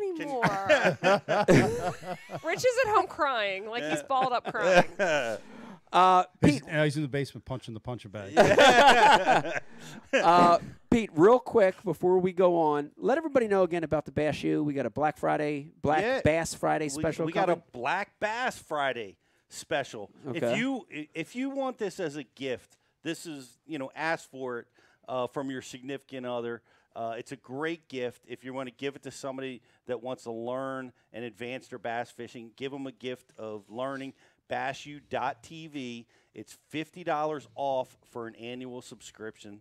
It's an amazing deal. It's $99 for the year, and and tons of Aaron Martin's content. A lot of Aaron content on there. A About, lot of Aaron content. Yeah, teaching about what he was just amazing at. It's all available over there. And if you are in the Gadsden, Alabama, or Anderson, South Carolina areas, go over to thebashuniversity.com and get yourself some tickets, because we're going to be live in the classroom in the second and third weeks of January. You can see the dates up there. I can't remember them just now, but it's going to be in January. So go check it out and come see us live. At the class. It's a great time to learn too. It's a lot of times in like December, January, February. It's cold. You're not fishing yet. What a great time to learn, right? Online in the class. What a great time to better your knowledge. And just be around other anglers that are like you. Yeah. A lot of the guys that come to our classes, they build lifelong fishing partners of people that they meet at Bash University classes. So it's fun. You get to hang out, get autographs, take pictures, do all kinds of cool stuff like that at the Bash U. So come by and see us. That's true. Dano will be there with his beard, I hope. Dano will. Hopefully that beard will be even longer. Brian DeCarpenter, I did want to mention this. We're about to get Matt on the line here in a second. But he's here. Okay, before we do that, want to remind everybody we're going to be talking about this brand new Ike-approved collaboration that we did with AFCO back. The clothing's amazing. It's available right now. Like right now. Like normally when you announce something, this is like home shopping. Yeah, no, I like this. this. I like this, Pete, because normally when you break the news on something, you got to wait. Right? Like you got to wait. Like it's ICAST. It's ICAST. Like, you're like in 2 years like you're gonna get it. Yeah, wait 2 years and the shipping containers freaking piling up. You can't get the shit. I still haven't blah, got blah, my blah. spider. Right. But this is available. Still get the spider? Still haven't got my That's spider. crazy. This is available. Well, you could get this right now. You got an Ike hat on your head already. This is available right now. This whole capsule, this whole Ike capsule is available on MikeIaconelli.com. You could also go to TackleWarehouse.com. Check it out. It's available for purchase right now. can't wait for you to see the entire If you head lineup. to our website and you find any of the stuff you like on there, when you click on it, it'll link you through to Tackle Warehouse. So It'll go to Tackle. do that, That's because then you don't have to search around. Just head to our website. But listen, while you're there, before I forget this. Yes. The Gilly is also finally available It at Tackle is. Warehouse. It is. So you should probably put Brian said all of it. because he wants to buy them all. Get a little bit of clothing, a couple little bit of Gilly, a little bit of clothing, a little bit of Gilly. Put them in car. Yeah, that thing is legit. It's legit. It's so legit. Absolutely the real deal. I got bites swimming it in open water, free swimming it in open water. It's cold water. They want to kill that thing. Oh my goodness! For a soft swim bait, it's pretty unique. Real quick too, before we get Matt on, I am doing. Listen to this. If you're watching right now, a Tackle Warehouse takeover, Pete, on Thursday. A TW takeover on Thursday. What does that mean exactly? Like You're taking over their social media. I'm taking over Tackle Warehouse's social media on They're Thursday. not actually letting him run wild. And they're not letting me run wild. I'm just taking over their social media. Not letting you into the warehouse? Not letting me in the warehouse. No. But you're going to get to see the brand new Ike-approved AFCO clothing in real life. You're going to get to see it in the elements. You're also going to get to see the Gilly. You'll get to see a lot of cool stuff. So we're going to do a little bit of live. We're going to do some photos, some videos. It's going to be a great day. So that's this Thursday, November 11th, Tackle Warehouse Takeover coming up. So that's good. All right, let's get to it, Brian. Yes. We've got a really good guy on the line right now, a good friend of mine working over at AFCO. Also know Matt's dad. Joining us right now from AFCO, Matt Florentino joining us. Matt! What's up, man? What's going on, guys? How you doing? Becky, Mike, doing good. Good to see you. You're hanging tight. They're actually trying to turn the lights off on me at the moment, but don't kill the lights.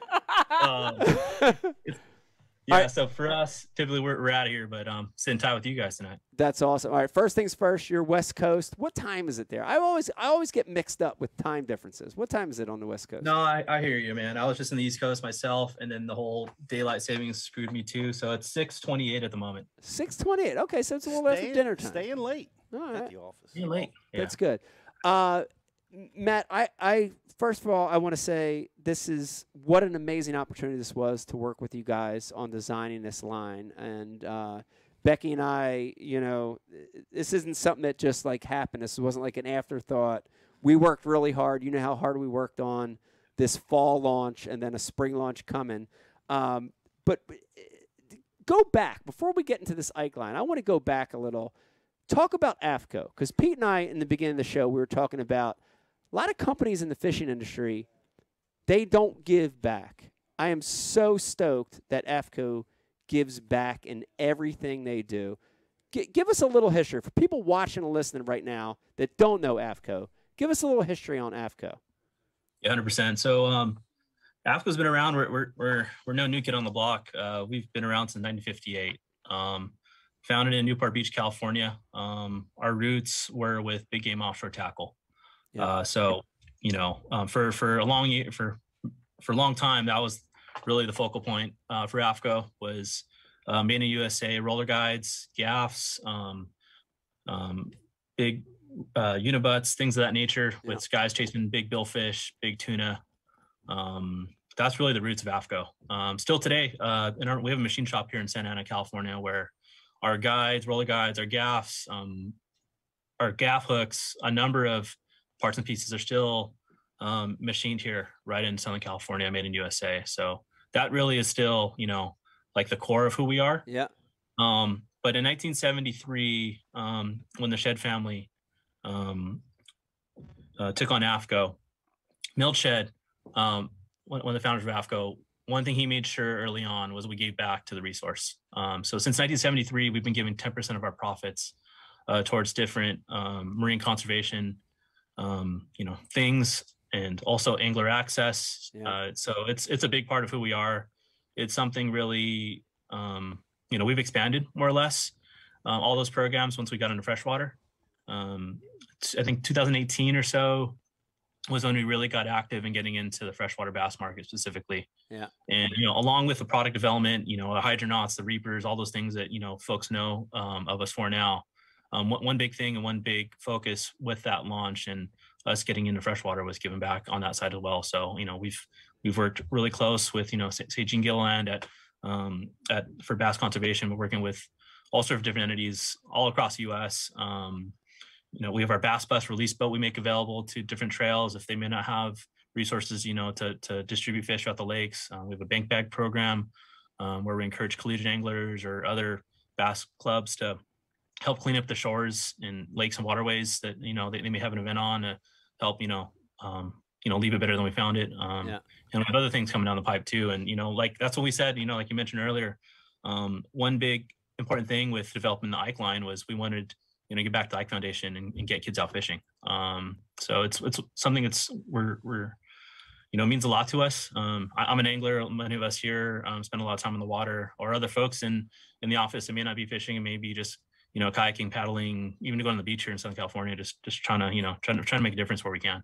Dude, that's so big, Pete. And Pete and I have both been in it for a long time.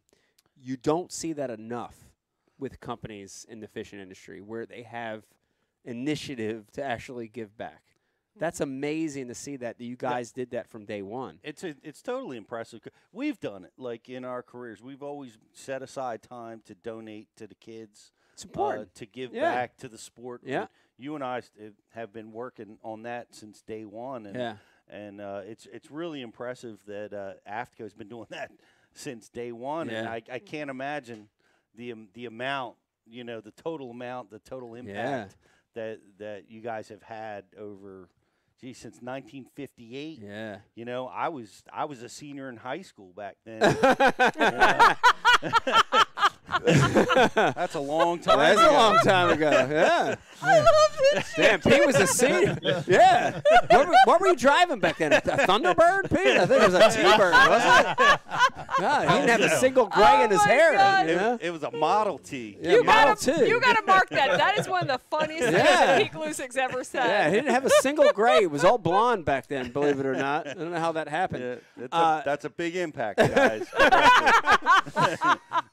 But it was really important, for us when we looked at AFTCO and we saw that for Becky and I. That was important. And when we started talking about this Ike line, it was like a focal point for us that you guys wanted to do that. And, to grow the sport, to further conservation, like those things have to be at your core, right? If you really care about sport fishing, if you care about the sport of fishing, you have to think about those things. So that meant a lot to us that you guys wanted to do that with this line. That was important. But I want to change gears, Matt. And I'm going to call you to the plate on something because I've fished with your dad. I've known you for a long time. I know your style. I know a lot of the employees at AFTCO. I know their style too. But talk to me a little bit about this new Ike line. And do you feel like AFTCO has sort of started to come full circle a little bit? You guys mentioned it. You started with big game saltwater fishing. You broke into freshwater fishing. And now we're getting into street fishing, a little bit of a streetwear vibe, an urban vibe. Dude, Becky and I are so proud of this stuff. I cannot tell you how proud of it we are. But have you guys come full circle? Because I know this is your style too, a little bit, Matt. Yeah, Mike. I mean, at the end of the day, I'm a kid from Southern California. Yeah. I grew up in LA, more or less, outskirts of LA. So street culture, hip hop, skating, things of that nature. Like that's what I grew up doing. I'm a child of the 80s. I skated a bunch, fished throughout the whole time. Throughout my whole life, I fished. But yeah, all these different segues are big parts of who I am, more or less. Yeah. Like half my friends in high school, I skated. Half of them became DJs or were b-boys. I was going to the b-boy circles in high school in Carson High and things like that. So that's roots for me. So once this kind of project came along and knowing you, and a lot of the other crew in here too, that's right in our wheelhouse. So the fact we got stuff like, that woodland camo with like the blaze orange hit. That's one of your favorites, Beck.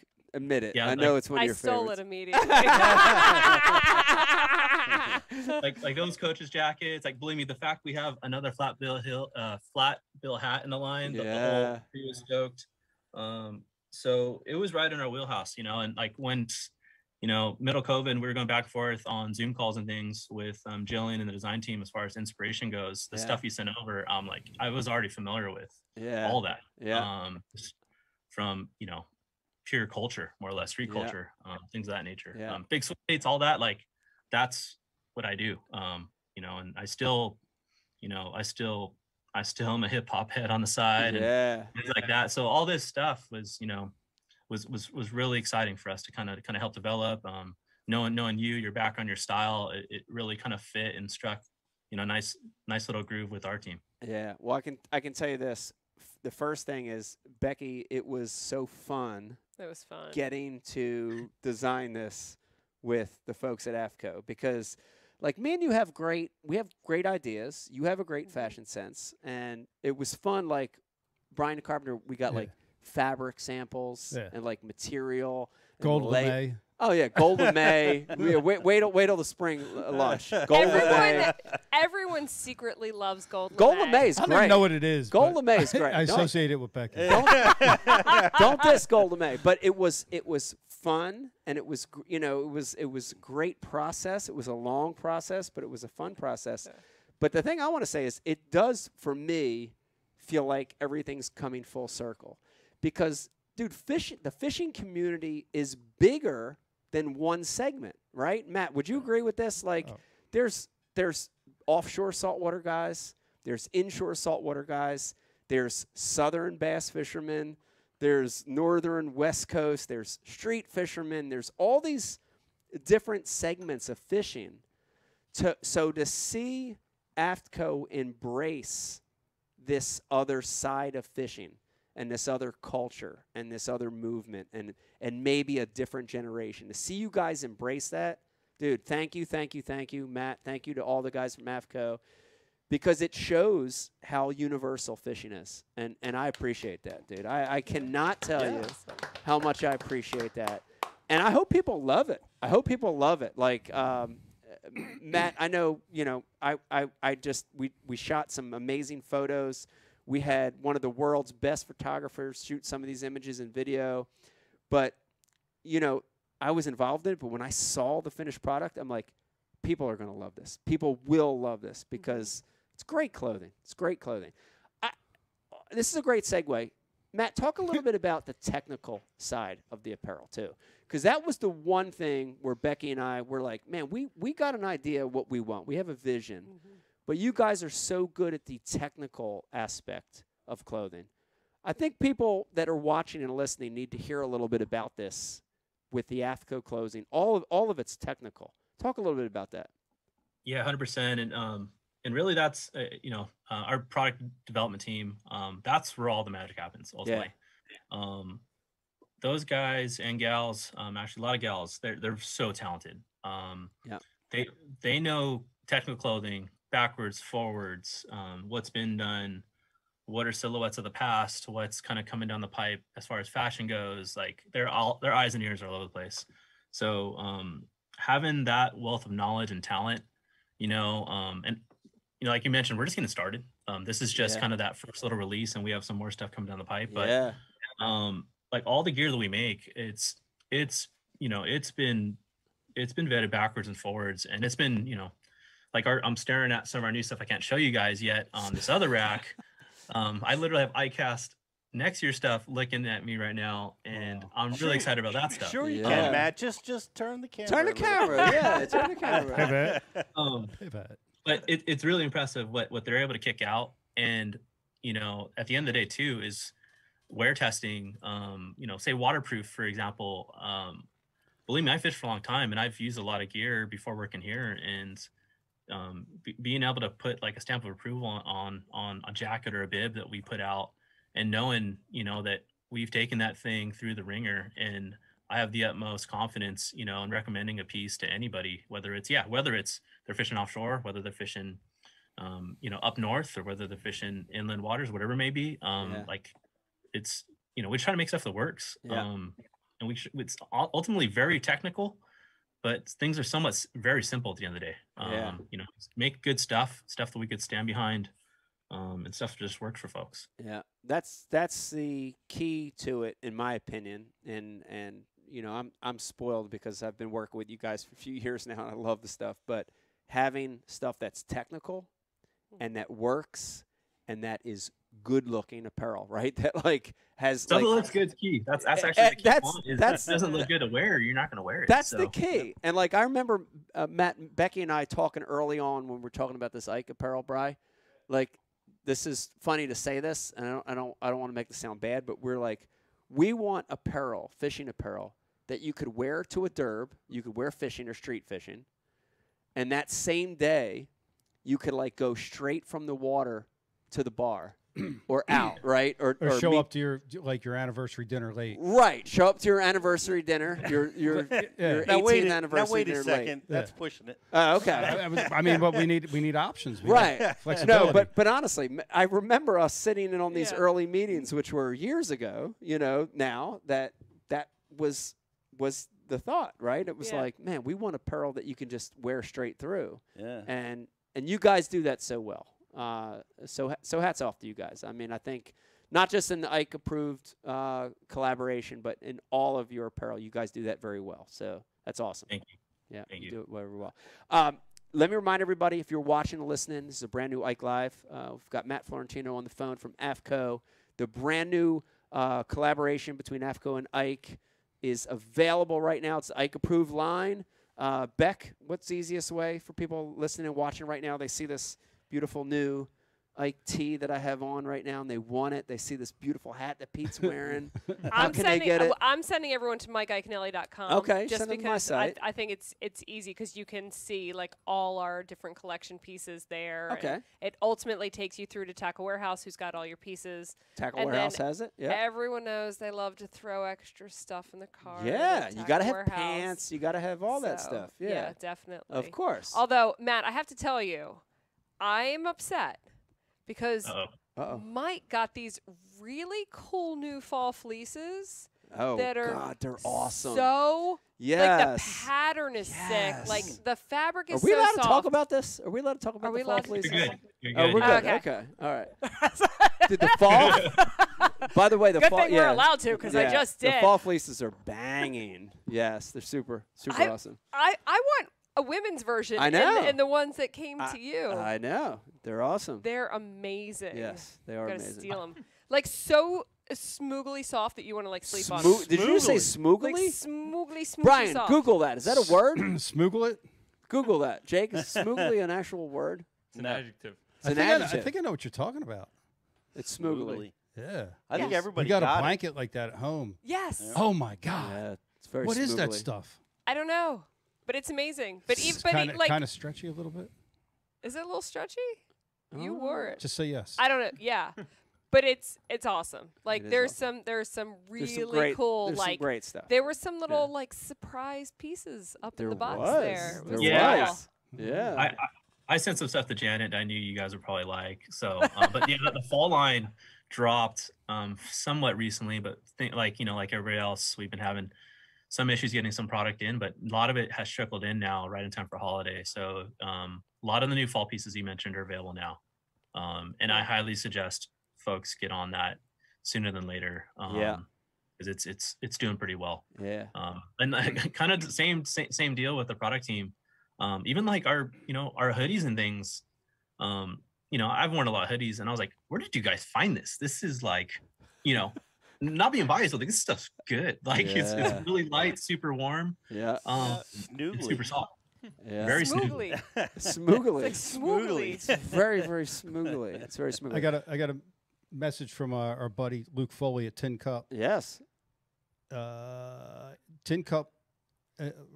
Matt, we ran an incentive where they people won AFCO gear in August and September this year. Sales of Tin Cup were up 98% in Indiana because people were trying to win that. Wow! AFCO gear. Look at that! 98%.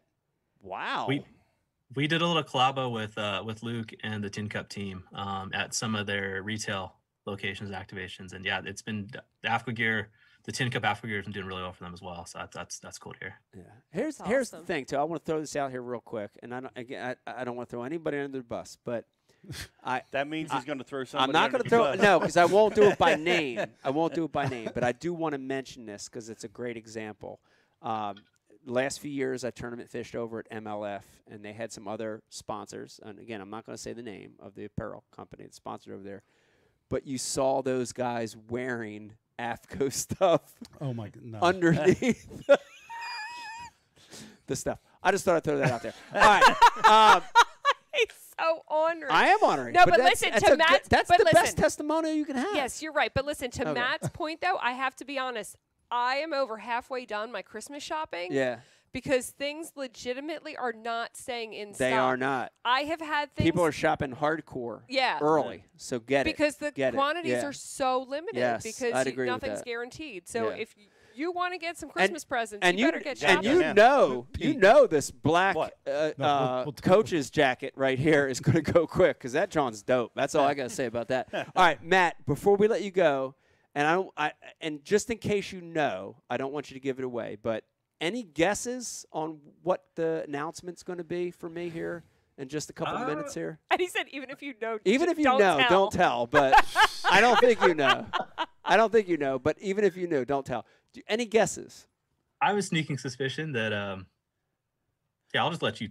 I'll let you drop that one. Okay. All right. No guesses. I was going to say the perfect guess would be that Mike's going to be wearing AFCO. AFCO, right. No matter what happens, right? I'm wearing AFCO. Yeah. Full-time model. Full-time model coming to work for AFCO out there, moving to the West Coast. That could happen. We do need to get you out here at some point here, Mike. Oh, I can't wait. I just want to hang out with Jillian all day and play with fabric. You want to play with fabric? I want to go fishing with Matt and his dad, so we're good. It's good. Perfect combo. That jacket behind Matt is.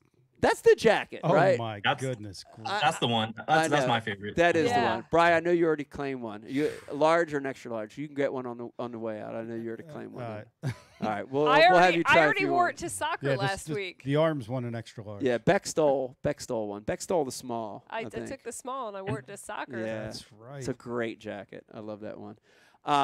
Matt, thank you for coming on the show. Thank you guys for being a company that thinks about the sport and gives back to fishing. Thank you. Cannot thank you enough for that. That's huge. And the other thing is thank you guys for being open to incorporating other forms of this art, which is fishing. So street fishing, urban guys, street fishermen. Thank you guys for embracing that. That means a lot.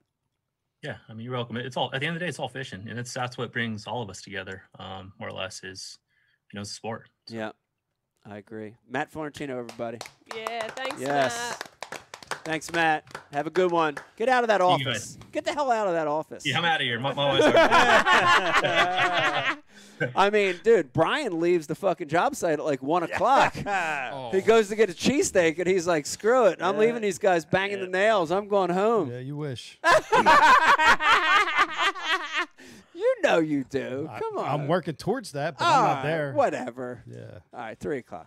Hey, well, but 2 o'clock. Yeah. All right. Paul Elias, the original Neil and Reel shorts. Yeah. AFCO shorts. Were they really? They were. Well, I didn't know that. Wow. How about Joe Thomas or Thompson? Which one was cock shorts? Thomas. Joe Thomas. Yeah. Yeah. Joe Thomas reached out to me the other day. Okay. What a cool. Oh yeah. What a cool. It was like I don't know. We had just left for our camping trip, like literally, and Joe Thomas pops up on my messages. And Mike hasn't declared yet. Maybe I can get him for the show. Well, it's close. So the name Joe Thomas pops up as a message, and I'm like, what the fuck? I didn't even know I had Joe Thomas saved in my phone. I'm like, well, I'm like giddy because Joe Thomas is still iconic for us, Brian. Because of the shorts. Yeah, because of the shorts and other things. So I pull it up, and it's Joe asking about if I would go fish he still runs the Ultimate Match Fishing. Yeah. And he's like, hey, would you be interested in fishing the Ultimate Match Fishing this year? Blah, blah, blah, blah. And then I was like, in my mind, I was like, yeah, I would do it. And then he ran some dates, and I just cross-referenced the schedule, and it didn't, work out. So I was like, I texted back, like, thank you. You know, it's good hearing from you, but it was nice hearing from Joe. Yeah. And Ultimate Match Fishing is still going strong. That's an old – it's got to be going on 15 years. right? Oh, it has to be, dude. I fished against Swindle, like At one of the least, first because we years. had, remember in the they old had studio we had the big sign. Oh yeah, I would Wow. say 2007ish, 2006. That's 10. That's 15 years, right? How many years is that? Yeah. Close. We were down It's not filming 15 with Wesley Strader down Yeah. in Chickamauga. Yeah. And they were coming in after us. Yeah. And all their gear was getting piled up, and they getting their studio. We just crossed paths. I didn't get to see him. Yeah. But I always liked. Was it like Joe. the It was scene awesome. from Anchorman with the news teams fought in that alley? It could have been. We were fighting for the same space because I conducted all the interviews right there, and we had to slightly move some of the ultimate match fishing gear to the side. you Well, know. I like Joe a lot. I think just a little Yeah. bit back. It's no big deal. But why'd you move it with your foot? Yeah, you kick that shit. Just tell him. Joe's not watching. You could say it. I like Joe a lot. I like that guy. I think Yeah. he was. Miss him. He was a very iconic figure in fishing because Yeah. he was different too. Oh, he was from Ohio. He was cut from a different mold. All-American winner. All-American champion. All-American champ. Built Yeah. his career off that All-American Yeah. championship, and hell of a career. Hell of a career, and he Yeah. did a good job with Sultan match fishing. It's still surviving. I like it. It's a great Yeah. premise. We still got Matt here. I'm terrible at letting people go. Oh, Matt's still on. Hey, Matt.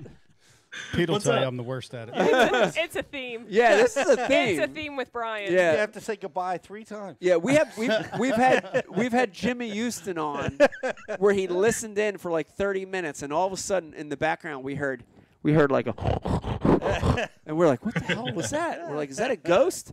It was Jimmy Houston's dog in the background. Yeah, and then that giggle. And the giggle. We and then he got started to laughing. pull that piece. That That's a We great went on a piece, date yeah. with Ish. Ish didn't hang up either. Oh, that's Remember also right. We were on his date. Yeah, Ish didn't hang up. He kept us on, and before we knew it, he was on a Tinder date with some girl, and we were like, "Whoa!" Ish is I on think a it was an Tinder date. Uber.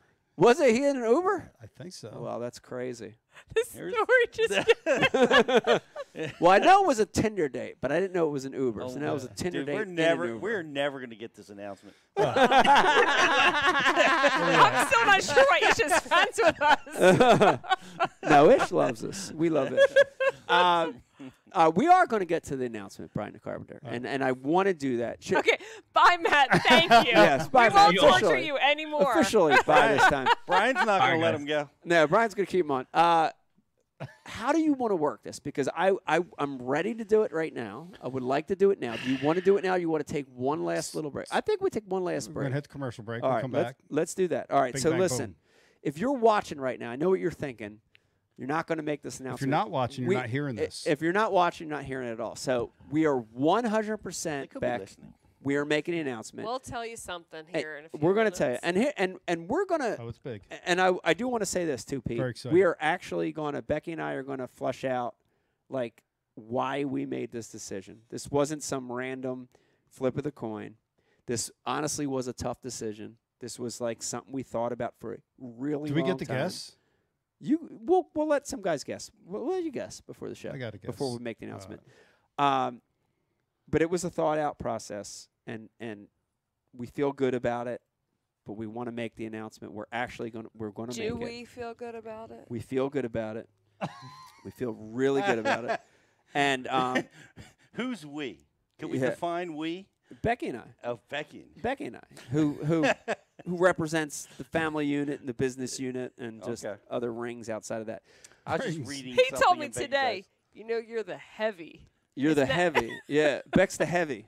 Oh, for sure. Like when there's good things, I get to talk about, and when there's bad things, I Yep. parlay it to her. I have to talk about those. You have to talk about the bad stuff. I got to say I'm a little suspicious. You are? Yeah. That it's not going to happen? Well, no, I it's going to thought- happen. I thought at the beginning of the show, yeah. you announced that it was going to be announced in the No. second segment. Right, I did, but I we know, got. but he made the commercial call. Yeah, I saw and, Brian and in say we all have to do a reality, commercial. let me 5 minutes. We'll Red be right flag. back. Red flag's going No, on. no. In They're all from reality, Brian. I don't know what Brian no. said. In all reality, let me say this: the Aaron celebration ran long. but I'm happy it did. Oh, I so feel awesome, I have man. no regret about that. No, and it's fantastic. It was well worth it. And Bri, let's take a break. Yep. Listen, if you're watching right now, it's a brand new Ike Live. When we come back, the big announcement's going to happen. Jake, we're going to have the lines open. We're going to be taking questions, comments. Hang in there. Hang in there with us because this is big. When we come back, third segment, the big announcement and mystery guest MTV Unboxing. Big mystery guest. Big mystery guest MTV Huge. Unboxing, third segment. Hang in there. When we come back, more Ike Live. Most likely. 4.5-inch drop shot worm. Bama bug. Finesse jig, PB&J. Give me something hard. Hey, KVD here. Now, I didn't always know this much about fishing. 4-aught EWG worm hook. In fact, there was a time when I couldn't tell the difference between a jerkbait and a stickbait. But then I signed up for Mystery Tackle Box, the original monthly tackle subscription. And now I know more about fishing than I do about calculus. And he knows a lot about calculus. Plus, I get amazing extras like free fishing magazines. October 2016. Featured article, 4 places to throw a frog. Exclusive decals. Zombie bass. And how-to videos for all the great baits I receive. How to tune a crankbait. Is that underwater footage I smell? I got goosebumps. So if you're looking to develop enhanced fishing abilities like me, or you just like getting new tackle every month, go to mysterytacklebox.com and get your box today.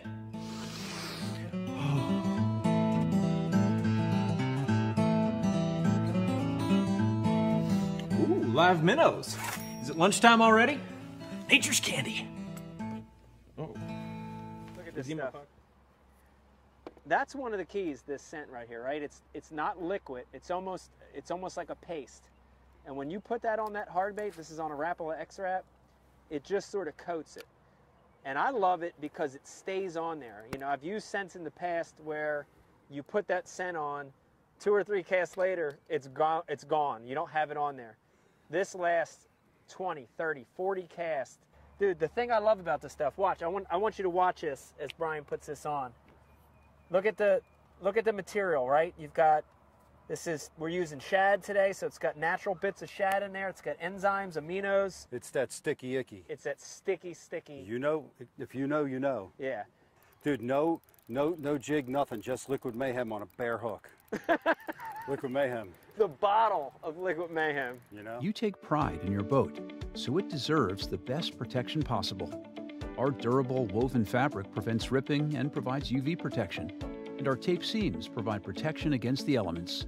The heavy-duty shock cord hem and strap and buckle system provide a tight and secure fit. Our top-of-the-line boat covers come with a ventilation system to keep your boat free from mold buildup. Empire Covers, protecting what you love. This is your tackle. Not that kind of tackle. You use it to catch this, or this, or this. You also use this and that and these. This is your environment. So is this. You love it, live for it, but it will turn this into that. This is the Flambeau Z-Rust Max Tough Tainer series. These are fully infused with exclusive Z-Rust VCI anti-corrosion technology. This is a U.S. naval battleship. The same Z-Rust technology used here has been used on those to protect advanced weapon systems from corrosion in conditions like these. For the fish, it's invisible, odorless, tasteless. And for you, it's FDA-safe anti-rust protection for a minimum of 5 years. This is the next level of tackle management, not that kind of management. This is the Flambeau legacy of tackle systems. What's your tackle worth? It's more than who you are. It's who you're with. And it's more than what you do. It's where you do it. Tin Cup Mountain Whiskey. And action. Hey everybody, welcome back to a brand new Ike Live. I hope you're having a wonderful Monday. Pete, what are some of the other things people could be doing on Monday? They could be watching football. They could be sleeping. Boo. They could be sleeping. What else could they be doing? They could be watching the Secession show on HBO. What? Secession? Oh, it's the you greatest. like that? Really? It's the greatest show. Beck's looking for a new series. 3 seasons are available. Well, 2.5 right now. I'm not. Secession. There you go. It's a new series for Yeah, but you. everyone keeps giving me shows. I All can't right, even well, get through the I website. trust Pete's It's a big show. suggestion now. No, I like that I suggestion. think you would Well- like it. well, Peter, It's what a is it about? It's a power struggle between the, this, Time period. Give me a time period. It's current. It's Boo. right now. He's a mogul, $1 billion business, Boo. but he's Strike got to two. leave it to one of the kids. Ah, and screw they're all of them. fighting and Ah. it's all just manipulation, like Brian the Carpenter does. No, I work for my money. Screw they're them all spoiled ass kids. just twisting and knives and sensitive. just It's getting very sensitive. crazy. Yeah. Wow. Crazy good show. Wow. Good. And if they didn't get to see it on last night's release, they're probably watching it right now. Yeah. If they're not watching this, which I can't imagine. What's I it can't on imagine. the E channel? HBO. Sounds like E channel. All right. PBS. Is it called Well- E-channel? The E channel. E. It's like an That's- isn't e-cigarette. that the That's what they channel used, with the that's what they used horrible to call shows? it back in 1958. They Bravo? used to call it that. I don't know. I got rid of cable years ago, like a grown up. All right. MTV. All right. Brian doesn't do cable. I throw the stones. My name's All right. Brian. I'm throwing them. Well, listen, no matter what you're doing on this wonderful Monday, we're so glad you're here right now if you're watching and listening. Want to remind you, if you're over on Facebook, this is your last opportunity. You got a little bit, about 20, 30, 40 minutes, whatever, to like and share the feed. If you do that right now over on Facebook, you're going to be entered into a chance to win this gift bag, and it's loaded with sponsored products. I suspect Yeah. that Janet put that bowl there. Yeah. She might have. Why should you put that to there? empty the bag.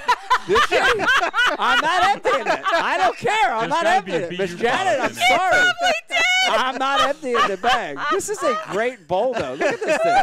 You see this? Brian the Carpenter, take one guess where this bowl came from. And by the way, this is paper mache. This is a paper mache bowl. Papier? This It is really paper is, mache. yeah. Oh my goodness. Where does bowl come from? Where'd it come from? Yeah. I don't know. Somebody bought it offline. Uncle Don Offline. got it at a flea market. Oh, did he really? Yes, he did. So Look it's at that. legit? It's legit. Fishing tackle. Yeah. It's cool. Wow. Uncle it's Don. not, it's not dude, stolen valor bought offline. No, Uncle Don. Between Becky and Uncle Don, they have single-handedly decorated this space, which Yeah, I with love. birds none of us shot. Birds, none of a shot, and Evan Rude from the '60s that Pete ran. I mean, like, Well, that might have happened. We Yeah. do. We do Stop have a nitpicking. pig that was I officially. shot that. That pig. I shot Pecky. that one. That Pecky pig did deserves to be here. Becky did shoot that pig. That's true. Pecky did shoot Shout that pig. out to Tin Cup and Founders. Oh, the announcement's going to get good All right. now. All right. So, Brian the Carpenter, let's get right into it. This Okay. has been a great show so far. If you've been watching, thank you for watching and listening to this. We had a great. Wait. Yeah. Here's a contest. Here's your first chance to win some AFCO clothes. Oh. Ooh. If you can guess on the IM board how long it's going to take Mike to explain That's a good one. It is. how All we right. came to the conclusion Yeah. and get to the conclusion, you win the AFCO All right. clothes. All right. That's a Hands good down. one. All right. Start the timer. Timer starts. Start the timer. 27 minutes and 3 seconds. Oh, it's not That's going it? to be that long. It's not. I won't kill people. I know in my heart and soul, somewhere Here it goes. down in my heart. Pull that clip. No, It's I at least still- over 20 minutes. No. Listen, I know that people are watching, and listening, and some of them are wanting to already be gone, but they're waiting. I know that. That's okay. So we Thousands of won't. people. No, He we knows won't it, kill you. but he We won't doesn't kill you. really care. No, I do care. We won't kill you. Start the timer, Jake. And what I wanted to say. Now I forget what the hell was I going to say. We're already 5 minutes in. We're going to get right to it. We are going to get right to it. We're going to get right to it. But by the way, I started watching Yellowstone. That's legit. Dude, that is legit. You're changing That's the another one. algorithm. I'm on episode 8. You're Season changing 1. the algorithm of what's the time. That, Just saying. Did you watch Letterkenny at all? What is it? Letterkenny? You Let started me, it. real quick, too. Mike wants everyone to see his latest outfit change. Here he is as a supermodel. He's posing. Blue steel, yes. Is that weather Did resistant? you see the swirl, the twirl? New outfit change. Is that a raincoat? This is a coach's jacket. So, Slicker. dude, here's the great thing. If you're watching it's right like a now. water resistant. but Yeah, not so, dude, waterproof. listen to this. Brian Carpenter, Pete, back me up on this. Please help me. There are times, dude, you know the big giant raincoats that are awesome. AFCO's got one. Every company's got. I wore it all night. Dude, you got the bibs. Just in case. You got the big giant bibs. You got the big giant raincoat. Dude, when it's all out torrential, I get that, right? Mm-hmm. But the days when you want something to keep the stuff off of you, but it's not like extra like bulky, that's Coach's jacket. That's the time. It's a great windbreaker. It's a great windbreaker. Mm-hmm. It's the water beads off of it. Dude, I mean, look at this. You could literally wear this to the bar after you fish. Like, it's perfect jacket. I love it. And once again, Beck, it's available. People are watching. They want to sample some of this for the holidays. They want to get this as a Christmas present. They can go to Mike Iaconelli. MikeIaconelli.com, Tackle Warehouse, Ike approved. AFCO line. All right, let's get to it. Let's get to this. So you've been doing this since I've known you. I met you in what, sixth grade? Sixth grade. And since I've known you, you've been putting your name, graffiti, Ike, on everything. Everything. Yeah. Everything. All around town. Including the time I got busted for it. Yeah. In like 7th grade. Yeah. Which it's Is that still 7th grade? 7th grade. So back then in 7th grade, Pete, so there was graffiti. We were doing graffiti with actual Krylon spray paint. But the easy thing that we would do was we would do tags. We do a lot of tags. He said we. He means him. What's a tag? So tag. 100%. He wheezes everything. A tag is a smaller, like a burner. When you're using actual spray paint, is a big, beautiful art piece, graffiti piece, big. That's burner. So like mural, like big canvas, like bridge abutment, bridge. And you would expect base, to go to jail train. for a burner. Burner is a long piece, big piece with spray paint. But Lots a tag you could do very easily with a marker. And Like a mag. we used a Mag 44 Sharpie. by Sharpie, which is a Magnum 44, which had a giant tip on it. And we would do stop signs. We would do stuff that you could tag real quick.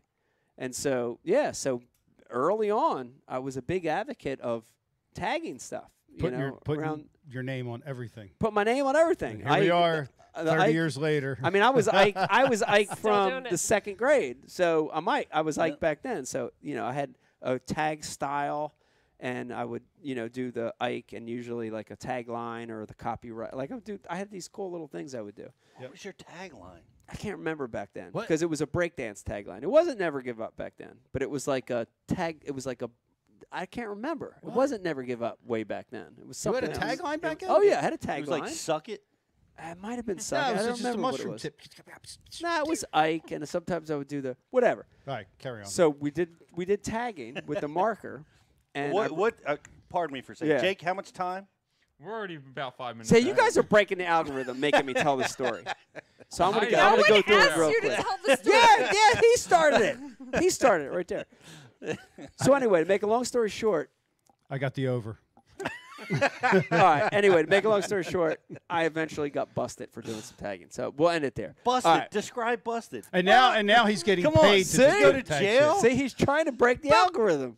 I had a conversation with our son today Oh, boy. because Was he graffitiing? no, because I am going to be coaching one of the coaches of That's Stella's true. indoor Miss field Rebecca's hockey gonna this- coach. Wow. Indoor This field hockey? winter, this winter, Yeah. yes. Super excited about this because I'm a little intense, so I'll try to make sure no one cries.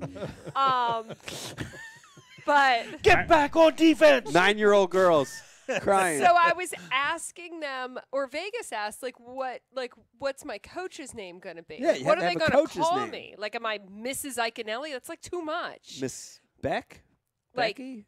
So I said I should be Coach Ike. Like, Mike doesn't own Ike. We are the Iaconellis. Like, why can't I be Coach Ike? Yeah, and there's Ike and Tina, and there's Eisenhower. It was an Ike. Nobody owns Ike. Like, There's does a lot he of own Ikes. it? Or do I, like, You're Beck, though. so I'm just Coach Beck? Coach Beck? Miss Beck. Miss Ike? It terrifies me. Long legs. Very All right. So, intimidating. anyways, we've had a really extensive conversations about what Mike should do in 2022. All right, we're bringing it full circle. Yeah, so, and I did mention after I'm done my coaching. Right. Like this is secondary to my coaching. Right. I did mention it earlier, and this let's break into serious mode now. All right. Pete, this wasn't something like, like we were going to flip a coin, right? This wasn't like as easy as saying, da da da da.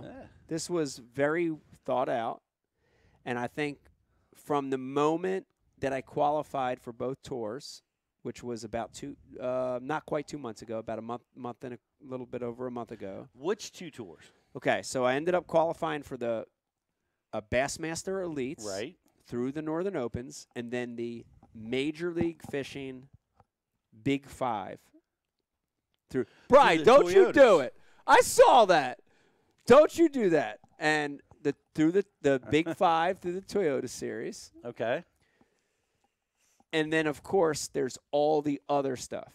And I want to make sure people understand that, right? So the other stuff would be family, business, a combination of that, which is no fishing, just business, no fishing, business and family. Right? Yep. And so from a family standpoint, Pete, back me up on this because I know you know this better than anybody. It's important to me. Dude, you're a dad.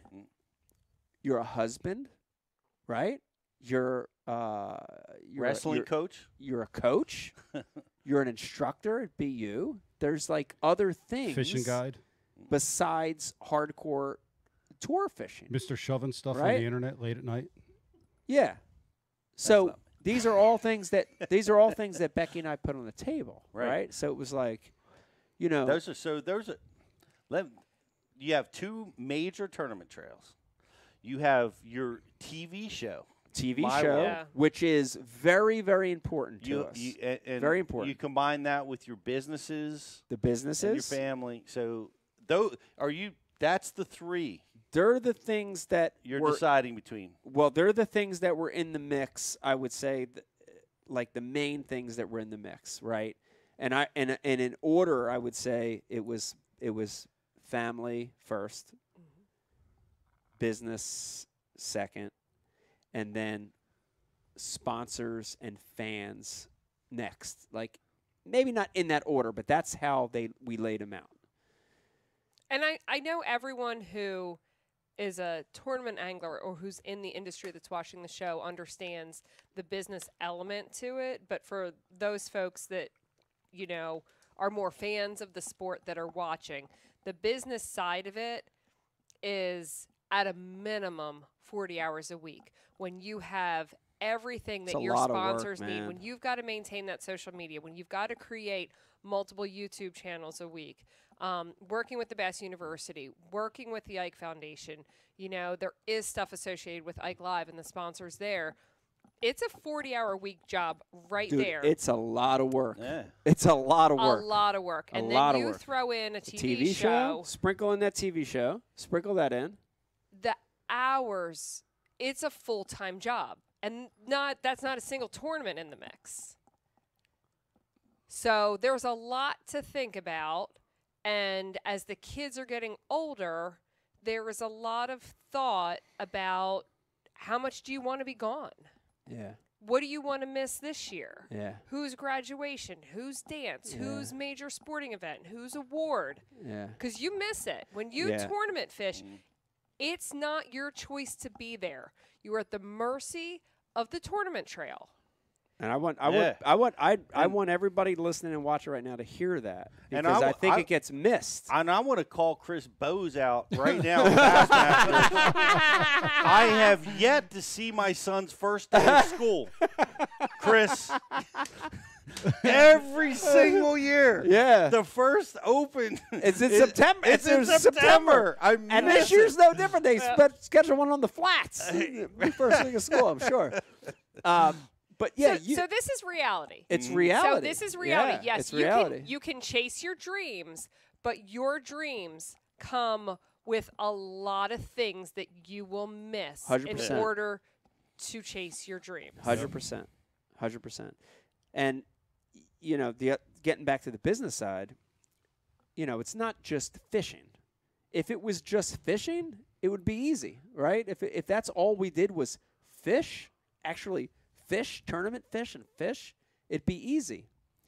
But we do so many other things that it's not just fishing, right? So there's all these other businesses, and at the end of the day, here's the thing, Pete. Yeah, I gotta say it. Nobody that I've met in my world, in the world of professional fishing or life, works like you do. Like you take on an amazing amount of things, So it's,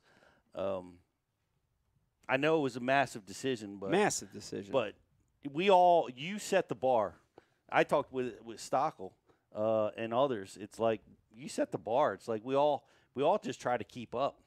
I don't know how you guys do it. Yeah. Well, here's the other thing I want to mention real quick, Brian. I want to make sure I say this because I want the fans to know it, and I want the sponsors. I want everyone to know it. Is that, and Pete, I'll give you credit because it actually does stem back to you and the conversations we had back in 2003, early on, so important in my career, which is how do you reach people? How do you reach people from different ways? And, like we've strived really hard to reach people lots of different ways. So there's tournament fishing, but that's not the only way. There's podcasting, there's education, there's youth, there's all social media, digital content, TV. There's all these different ways. And you don't hit the same person the same through every route. Brian DeCarpenter, how many people do you know that don't even follow tournament fishing at all, that love to fish? Everybody on YouTube. Everybody on YouTube. They don't care about Bassmasters or MLF. They could care fucking less about those circuits. And people that watch my world and that watch TV, there's people there that don't care about tournament fishing. And they're, so there's this giant circle. 13 minutes. Okay, we're going to keep going. So, and just like the reason that we started the TV show, we've always had a growth plan. So how do you get more people into the sport of fishing? How do you get more people? How do you grow it? How do you grow it? And the foundation was key there with kids. New kids. Get new kids. Yeah. But the show was, how do you connect with other athletes and other genres, but also highlight the fact that they love to fish? Yeah. And that football fan might go, really? My favorite football player, he loves to fish too. That's awesome. And, bring more people to the sport. So it's always been our mission and our goal to move forward and to help grow the sport in any way that we can. Yeah. And that has been truly coming to fruition in the last year. Yeah. I think we were thrown a curveball when Mike qualified for these tournament trails. Oh boy. Wouldn't you say? Because a little bit. It wasn't. I mean, I think we had this like next step plan like in our minds. Yeah. We had a next step plan, and to back up, I want to tell you that like COVID and the break that it offered me, that it offered us, was a breath of fresh air. And it was a step back from, can we successfully work for sponsors, spread the word, get people fishing that haven't fished before without tournament fishing, without fishing in Major League. We were forced into that by COVID, right? COVID hit. Brian DeCarpenter, if you remember, COVID hit, and Major League Fishing said, that's it, we're done, our tour. I was fishing Major League Fishing at the time. So me and Becker were like, all right, you're done your tour. So how do we step up and provide the same value or more value to sponsors? How do we keep spreading the word? How do we keep spreading the word? Hold on a second. Yeah, Brian, Becky, you're going to appreciate this. Okay. This is as slow as Pete replying to an email. All right. So, I'll speed it up. I'll speed it up. So Beck, who's that from? I honestly think your pace is perfect. You think it's perfect? Your All pace right. is perfect All right. based on that. Yeah, your emails are pretty slow. This is slow, and your emails are slow. So that might be a true statement. Where was that? Okay, that was so perfect. COVID forced us to step back, forced us to change, and the reality of it is, I think in the last year and a half, I've really enjoyed the change. Mm-hmm. It was a great reset for me to say, you don't have to tournament fish to love life, to grow the sport, to get new people involved, to do a great job for your sponsors. You don't have to fish a major tour. 17 minutes. But you love it. The value is there. I do love it. Let me tell you something. See, I'm love going to make us run long because I got to tell you something. My mom always told me. Why don't you respond to some emails? Listen. My mom always told me. She said the most important thing in entire family structure is responding to email. You should do that. Yeah. At least within 24 hours would be nice. So is the husband and the wife. The husband and the wife are most important. The kids are never the most important person or people in a relationship, because the people who got into the relationship are the husband and the wife. And if they keep that strong relationship, then you can have a great relationship and life for your children, and you can teach them these values. So I think that's carried over into this whole fishing thing. At the end of the day, we do like each other. Yeah. And as long as we can still have this strong relationship, we can keep working, we can keep growing the business, we can do all these things. So for everyone who's like, why did it take you so long to make this decision? We had to sit down and say, what's best for us, the two of us? I know there's people here who want Mike to do this and this. There's people in this office that want him to do certain things. But at the end of the day, I'm sorry, but I don't give a rip. It has to work for us. Because at the end of the day, if we're happy, it works for us. Yeah. It's going to trickle down to everybody else. If we're effing miserable, you're going to be miserable. Yeah. All right. Now, so finally, Brian DeCarpenter. Brian DeCarpenter, I know, is keeping. I'm feeling miserable. Yeah. Becky, by the way, your earrings, when you get fired up, they're it's so Jersey, dangle. isn't it? They're bouncing off the All right, headset. but here, Brian, I know you guys are keeping track of the minute. So All right. here's the great segue. Here it is. Now it comes full circle. We had to do that, Brian. That was an important part of this. Hey, whatever you need, dude. Here it comes full circle. This was a very painful decision. So we've milled it over for a long time up to Milled it over. this Sanded weekend. it. This weekend Ran it through the at planer. Gettysburg. Okay. When we were in Gettysburg, this is really Okay. when it came to like laying it out. We had already talked about it, and we were coming to this point. But we were in denial. We laid it all out. We laid it all out, and there were more things pointing in this one direction that said yes, and that's ultimately why we made this decision, right? It's like when you lay stuff out, Mike, if just give me the signal. if it goes left, I'll give you the signal. If it goes left or it goes right, but this one was going in this direction, okay? Okay. And I want to say this. So I want to get into the factors why we made this decision. Oh, my God. Real quick, Come like on. a quick. But here's the big one. Here's the big one. Here's the big reason. Oh, my God. And I'm going to throw it on Beck. You ready? Beck. What are you laughing about? Do you want me to just say it then? No, Hold on. you go ahead. However Yeah, keep you going. want to do it. 20. All right. 20 minutes, 20 seconds. Well, you said 27, right? I said 27. Oh, you said 27. Oh, well, I'm gonna break. I'll beat 27. I got more questions. Oh no! Don't mess me up. And you just said there's factors with an S. All right. Here's the biggest factor. Dude, put it out there. Here's the biggest Just drop factor. it. Flop it on the table. Here it goes. You ready? I'll just flop it on the table. I'm not ready to retire. I'm not ready Yeah. to retire. Come on. Come on. I want Talk to me. I want to retire on my own terms, not somebody else's terms. Not because MLF quit the tournaments that year or because COVID hit. I want to quit on my own terms. I got more trophies to win. I have more trophies to win, a few more trophies to win before my career's over. Becky said that. You're really good at this. Are you sure you I'm want to stop doing it? I'm okay at this. I'm decent at this.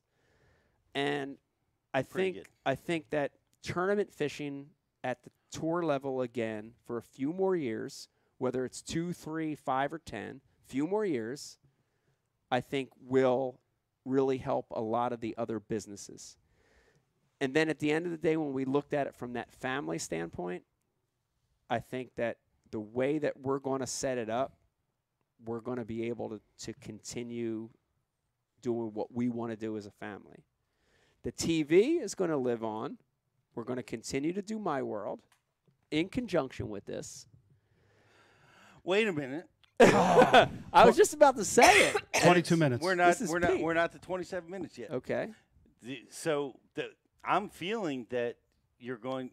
My World is no longer the focus. So you're going to pick. That's not true, but it's going to be an equal focus, so that My World's going to be an equal focus as these last couple years. But have. it's not the only. It's not the only focus. Come it's on, not the only there. focus. So My World, the TV show, will continue.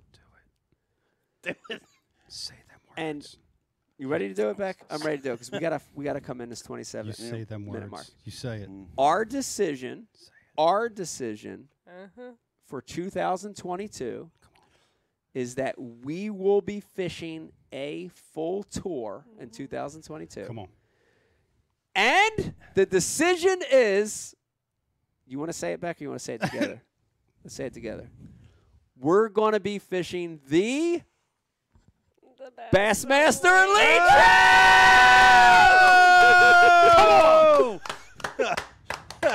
Hell yeah, dude. Yes! Oh, man. Where are we at time-wise? We're well under 27 minutes. No. 23 minutes. 23. That's not well under. That's well under 27 minutes. 2 hours and 20. For Mike Iaconelli, minutes. that was actually, and that was an announcement, motherfuckers. That was a real announcement. I saw Brian the Carpenter cue up the static, and I was like, no, we cannot do the static again. I was so ready to do Dude, the are static. you sure we were live? I think we were live. I hope. Dude, Brian, when we did the announcement back for the MLF tour, when all that crap happened, and we purposely brought in the static. How great was that? People, there it goes. Trying to get through. There it goes.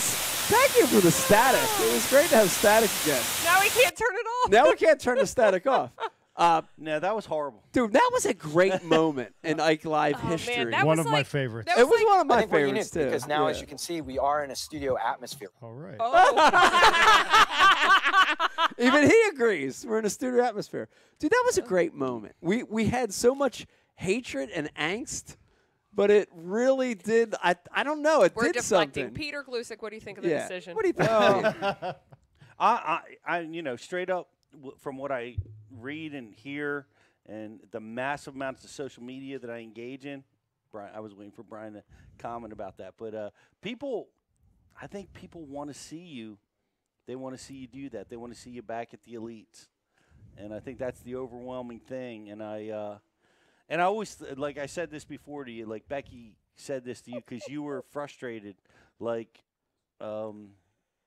she said to you, "You're really good at this. Are you sure you want to retire?" Yeah. And after fishing with you on the opens, man, I had a blast this year. I did, by too. the way. I did, I too. really enjoed it. You know, the meltdowns, the door jams getting smashed. I miss that so much. Did we ever get billed for that door jam? I don't think we did. I don't ask, I don't tell. John Cruz, he's all yours again. Poor John Cruz, if you're listening right now. Might want to find another roommate. I think you already did. No, but it was great. It was great traveling with you, and I could see the fire in you during those events. Yeah. I mean, Christ, like your decision, which was a massive decision on the last day to make it. Yeah.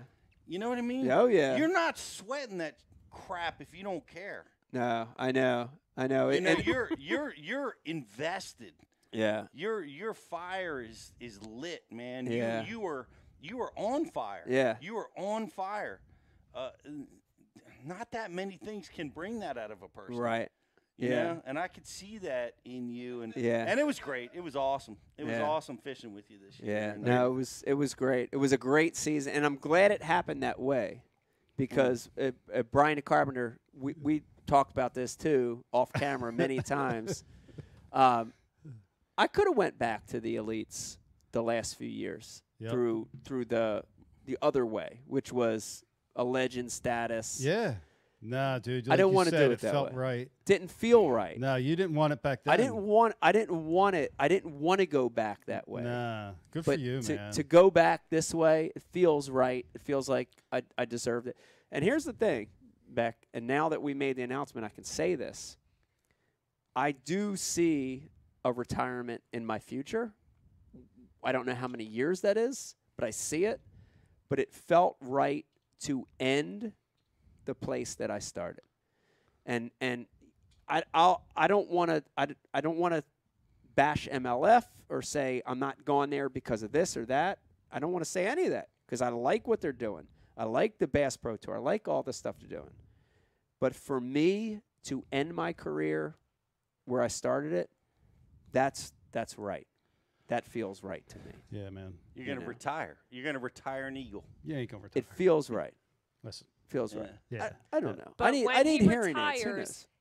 we will announce painfully Dude, that he's going to retire. Dave Brodzik on the message board. What did he say? Dave Brodzik has a message coming. I was ready to confess to every crime I ever committed within the first 4 minutes, let alone the next 16 and a half. Oh, God. You know what? God. That's bull. You're just sad that you weren't here to torture That's everyone true. with us. That's true. Yeah. I didn't think you were going to say what you said. I thought that we didn't discuss it, but I thought the Five Alive Bassmasters was The trail. They're so successful. I Yeah. thought that might be which way you go. That's my Everybody's going over I there. know. Well, that's my exit strategy. Like Eddie Callan and all the guys. I'm going to go to Five Alive when I'm done. All right, Brian Carpenter, we have finally, after a torturous 20, what was it, Brian? 23 minutes? Did you call it? He looks tortured. 23. 23 minutes of People laughed at me when I said 27 minutes. I think our secret guest grew a mustache during that our 23 secret minutes. guest grew facial hair. That was so long of an announcement. But we have a mystery guest popping on. I still don't know who it is, except he's in the queue. Put him through so I can finally see him. Here's our mystery guest joining us after the announcement. Wait a minute. Mark Zona Z joins us on Ike Live. Dude, Z, what's up? Mike, I'm not going to lie. Not to throw any, as you would say, not to throw anybody under the bus. I thought the decision was that we were shit canning Jake, the associate producer tonight.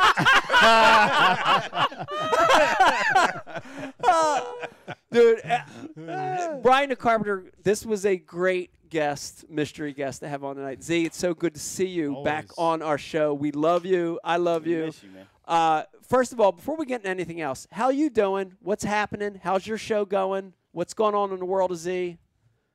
You know, in a serious tone, I've listened to the whole show tonight, and it's a very bittersweet show. Yeah. Mike, you know this. I've been on Ike Live with you guys. It's a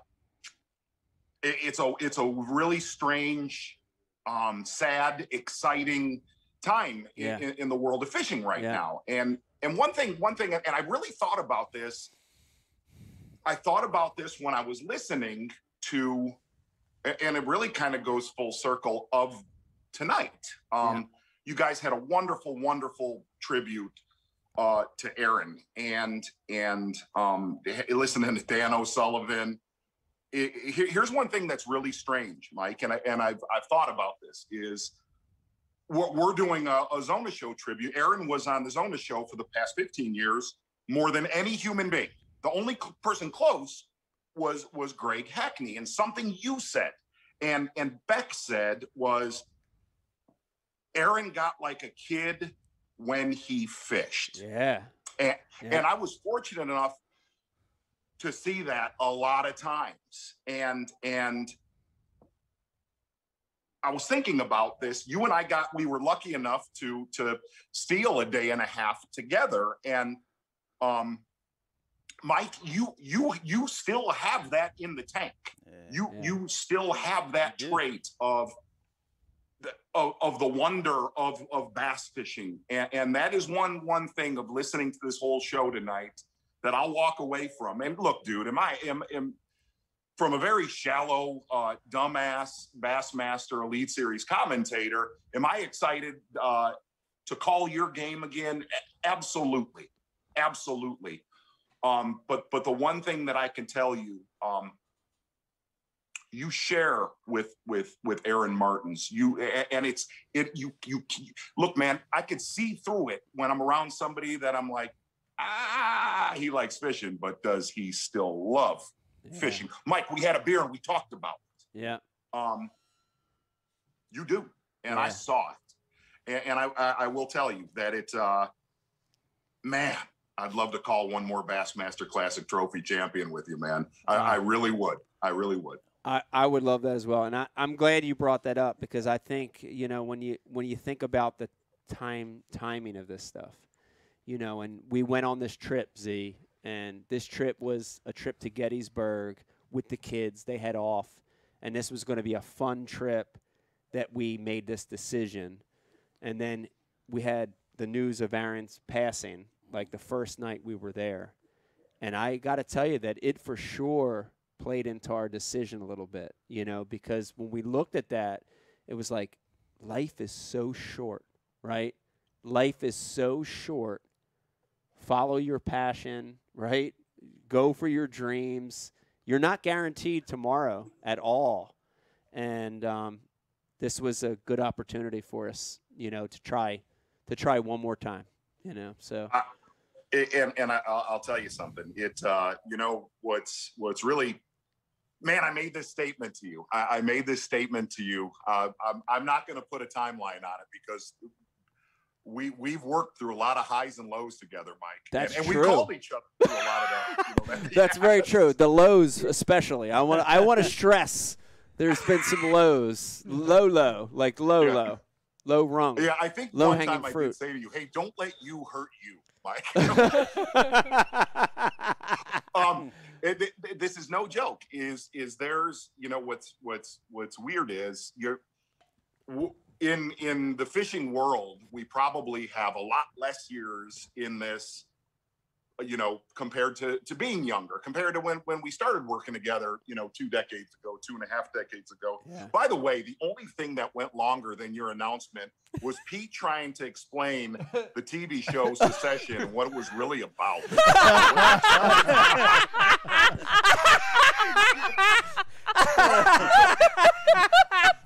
I was going for 27 minutes. I love you. Oh, Jesus. But I came up a little short. I still don't know what the hell the TV show's about. I don't either. Oh, my God. Your explanation was a cliffhanger. But this is so hard to do. We got to talk about this, Mike. And after we shot the show, and look, here's one of the weird things that, if you pull the curtain back, I know Becky knows about this, because we had to work on your travel. You and I were going to tape a Zona show on Lake Ontario. That was our plan. It's halfway between my house and your house. Yeah. Well, you qualified for the Elite Series, and I said, look, I don't know what you want to do, where it's none of my business. Yeah. But it probably wouldn't be a good idea for us to be banging around in Chameau Bay somewhere or out on the Big Lake, in case your decision is exactly what it was tonight. That's the exact words you used. I remember, just in case. You said that exact words, just in case. Yes. Yep. And then, you know, and then fast forward, so we shoot the show. You know, we shot it on the Detroit River, and then we both posted some stuff. Well, then I got 1,000 texts of, wow, is he fishing the Bassmaster Elite Series? Yeah. And I said, I can't confirm or deny. But here's what's funny is I heard, you know, you guys wrote out a lot of, you know, things that are important, you know, have been important. Yeah.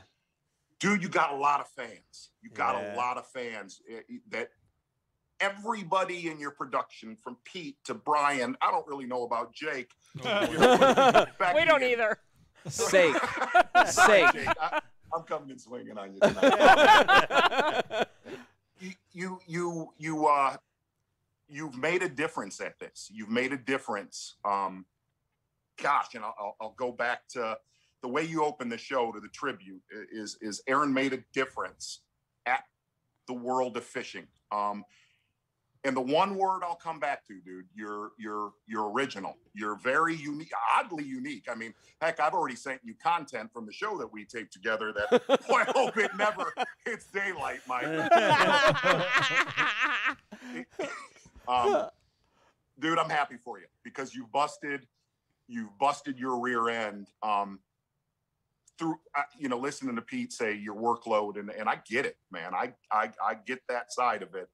But to get back the way you got back and to push your chips into the table and get in the ring next year, let's go. Yeah. Let's go. Let's go. It feels right. It feels good. It feels like the right decision. It feels like the right thing to do.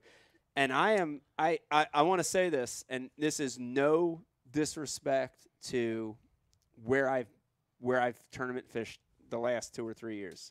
No disrespect to Bass Pro Tour MLF, but I missed a lot of the bass feel, and it's a combo of everything, right? It's your love of Zona. It's my love of Zona for sure. It's my love of Z. We're back. Yeah, I have man crush on you, Z. It's that, but it's also, you know, the tournament format that I grew up with, right, as a kid.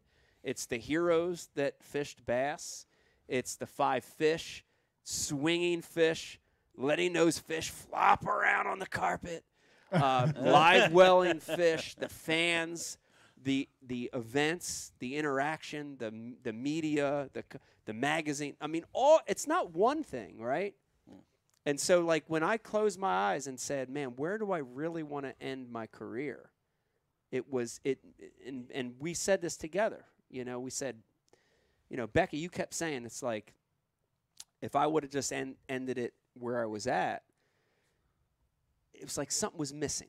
You know what I mean? Like, wasn't the right way to end it, right? I want to end it at Bass. It feels like home to me. It's where I started. It's where I want to end it. And, dude, I am so excited, Z, to get to come back. And even if I suck the next couple seasons, it's going to feel great to be back. Who believes that? It's going to be great to be back at Bass. I'm very, very excited. Becky and I are both very excited. We can't. Becky, I know I have to go through you on this, but I'm already getting production questions. Is there any chance Mike would work the set with us for the Bassmaster Classic? Well, you here's have the problem. Okay, Here's here's the problem. He made the Bassmaster Kayak Classic. Yes! I'm busy. I can't do it. But come on, you got to do that. When he's not. But listen, when he's not fishing that, I'm open to this. I'm open to this as long as I get to go to the dinner. Oh, I haven't been able to dress up and go to the classic dinner in years. Yeah. I just want to go, Z. Beck wants to go to the dinner. Becky, I'll be honest with you. I have a tendency to try to ditch and ghost that dinner since the first. I'm not good with crowds. You have my seat. Thank you. Thank you. Does that mean that I have your date? Is Karen my date? If you like sitting next to Tommy Sanders, I mean, that's the one I'm married to. Yeah, that just got interesting. All right. Oh, it's Tommy. I love Tommy. I know. I love I'll Tommy. sit next to Tommy. I like Tommy, and I like Tommy's announcing on that wood. What's the lumberjack show? Steel. Yeah, Steel Sports. I love that show. Oh yeah, it's a great show. Yeah, Tommy makes it sexy. He does. Yeah, he makes it sexy. Tommy makes a lot of things sexy. I think Becky might like that seat. Yeah. He and I could talk about wood. And sandwiches. All right, Z, here's... So was quiet. He has nothing to say. Yeah, no, I'm not going to touch that one at all. All right, here's another reality. I want to change the subject just a little bit. Another reality I want to kick to you, and same to Brian. What? Dude, can you believe how old our kids are at this point? Oh my See, you got some graduating college. Brian, you got some in college. I got one graduating. I got one done. Is this ridiculous? What happened? That Hunter and Jacob, we talked about this when we got to fish. They graduate in 5 weeks, and I'll be honest with you, since being empty nesters, I mean, hell, dude, we go to bed 3 hours ago. Yeah, it's awesome. It's you know what's weird is it go. I don't know. It's strange. It's very bittersweet. You know, you're excited that they're going to go start their life and wherever that's going to be. I have a pretty good vibe. Both of the twins are going to probably leave state and go elsewhere in life. But there's also a part where it makes you as proud as you want to be. Yeah. Man, it's sad. It's very sad. Yeah. You know, I know your kids went out of state. Yeah. That's a dose of reality, you know? I mean, Mike, we have floated around the country for years and years and years and years and years and years. But when you think about your kids doing it, you're like, oh, that's not a good thing right there. That's not, you know, it's very sobering, I would say. Yeah, it is sobering. It's definitely a reality check. Well, we just got word Riley graduates in December from LSU. Same thing, like 5 weeks. But we just found out she got a job only about 2 hours from here. Yes, Harrisburg, Pennsylvania. That's great. We are so excited. Yeah, that's a nice happy medium because she's gone, but she's within a short drive of visiting. So that's nice. That's really nice. Yeah. Yeah. Hey, Mike, we had a couple cold beers. You and I had a couple cold beers, and this is a total non sequitur, man. It does not fit anywhere. Would you just give me the witch real quick from Evil Dead Part 2? Just give me one line. Sure, of course I will. You know I will. Thank you. But I want you to feel it. Okay, I'll feel it. Even now, we have your darling Linda's soul. She burns and suffers and torments. And Mike, just so you know, when we fished the Detroit River, and then I was making you do that, and I was recording you somewhere in some video in front of a lot of people. I'm gonna play it over because you use profanity for me in it over and over. Yes, that's awesome. Wow. That's awesome. Stop encouraging him. No, keep encouraging me, please. Please don't stop.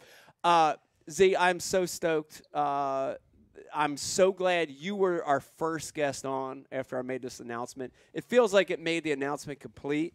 And I honestly can't wait to work with you again through Bass. And I missed you guys. I missed you. I missed everybody. And it feels good to be coming home. Very excited. It'll be a special 2022, no doubt. And like I said, dude, I got to see it firsthand a couple weeks ago on the river. But I've called a lot of tournaments, and what was funny was I thought about this today, Mike, a lot, and I'll be tight. I'll make this fairly quick. I was sitting there thinking to myself, and we have fished together. You know, we've snatched a couple bass together. Oh yeah. And Pete, you can relate to this because you fished with Mike a lot. Brian the Carpenter, you fished with Mike a lot. I don't know of all the tournaments that I've covered with you. I still, to this day, I don't know what your strength is. I don't. I think you're one of the most underrated, one of the best river fishermen. Actual river system, whether it's Red River, Delaware River out your back door, Potomac River. I would say to myself, man, he's one of the best river fishermen I ever covered. Then I'll re-rack my brain. I'm like, damn, he's good with the spinning rod. And really what I came to, Mike, and this is a rare trait, man. This is a rare trait. You bang on yourself and you make the comment, oh, I've worked to get better throughout the year. And I believe that, man. I believe that. You're a product. You know, you grew up in Jersey, and to accomplish what you have in the world of professional bass fishing, man, Pete, you know this. The odds are stacked against you than for you for that. Yeah. But here's what I will tell you, Mike, and I thought about a lot of years working together. Your strength is you don't have a weakness. And I really thought about that today. And it was awesome to cover you in years past, and I damn sure look forward to it years coming. Man, I appreciate that, Z. Thank you very much. I appreciate that. That's awesome, I appreciate that. Yeah. I actually read Louis wrote that in some magazine, and I stole it. Everyone plagiarizes Louis Stout, so it doesn't matter. I mean, let's just all jump on the bandwagon, you know? No, but I mean it. I mean it. It's I appreciate we'll that. have a lot of fun. The next few years on the Bassmaster Elite Series are going to be strong, brutal on the water, and everything you have been and still are. Yeah. I can't wait. I can't wait to get back. Look forward to the tournaments. Look forward to working with you. If I have a bad day, I look forward to using the F word in front of you and multiple times. And it's going to be real. That's all I can say. It's always been real, Z. Yeah. It's never been fake. And I'm proud of you for that. I'm proud of myself for that. we actually joked about it. We were like, dude, we're like cut from the same freaking cloth. And you got to admit that. Like, yes. You know what I mean? Oh, yeah. You know, we're 10 hours apart and geographically, but bro, we are cut from the same cloth, and it's a good quality. Would you say it's you angry Italians? It's angry people, angry Italians. It's okay. It's passion. It's passion, right? Is it anger or is it passion? Do you feel better too, Zone, like when you let it out and then you're just over it? I'm looking over at the Scorpion Woman right now. I don't know if it's passion. It's actually called temper, is what it's called. But I'll tell you must live in the wrong part of the country. That we make it like this asset around here. Like, yeah, we wear it straightforward. And I'll tell you, I told Mike this. This was before my mom passed, and it's a great. My mom she was a wonderful Italian woman from the south side of Chicago, and she loved Mike. She met Mike. She came to a tournament. She loved Mike. And Mike, I would say I'll go for 94% of our career working together, we got along great. Now, the 6%, it was borderline violent. 6%? Okay? Right. What? There was a 6%? All right, maybe we got along for 81%.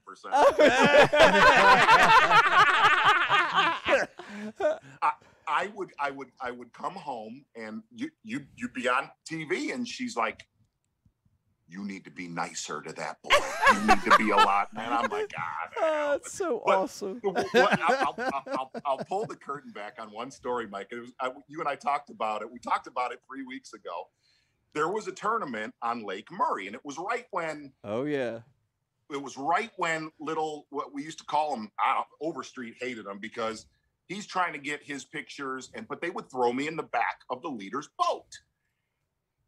And they throw me in the back of your boat, and it was one of those mornings. Things weren't necessarily going right, and you looked at me and you said, "I'll never forget this." You said, "I lose one more fish. I want you to get the hell out of my boat." And I looked, and I said, "Oh, it's my fault."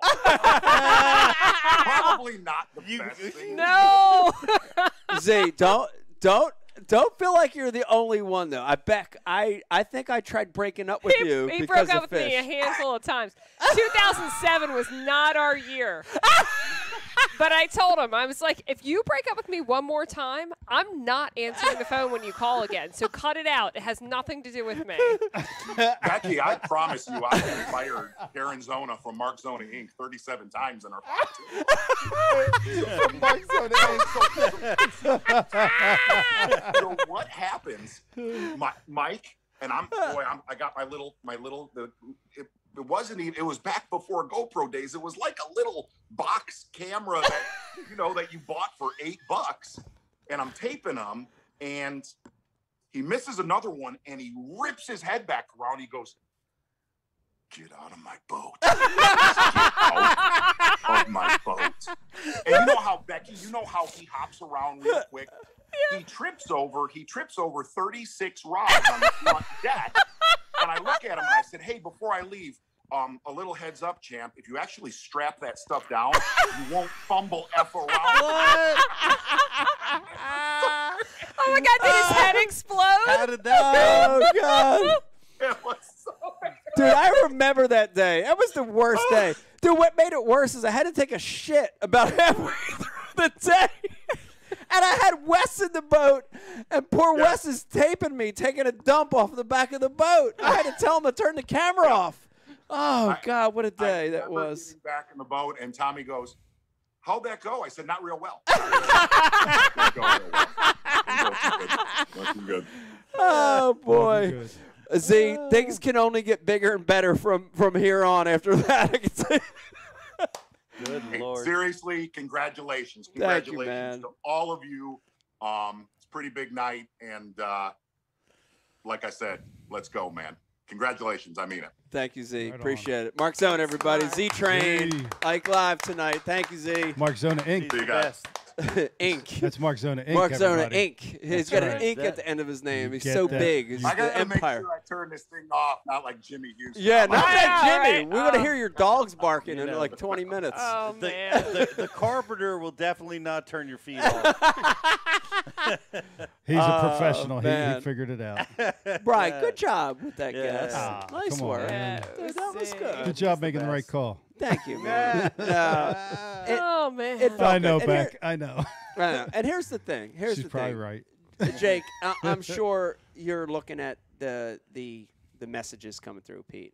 There are going to be people that agree. There are going to be people that are indifferent. They all There are agree, gonna be- don't they? No, they there's- all agree. I'm sure there's I'm some I'm not that looking don't. anymore. I got curious fired now. by Mark Zona. Oh, you got fired by Z, so you're not even looking. Dude. No, there's a lot of people that are happy with your decision, and we're calling that from about 8 o'clock when we started. This. Right. Yeah. No. Yeah. And I think, Pete, honestly, I said it, but the fans did have a piece of the decision too. And Becky and I monitored it, and it was important for us to. I have one person who's happy for me. I saw that. I saw.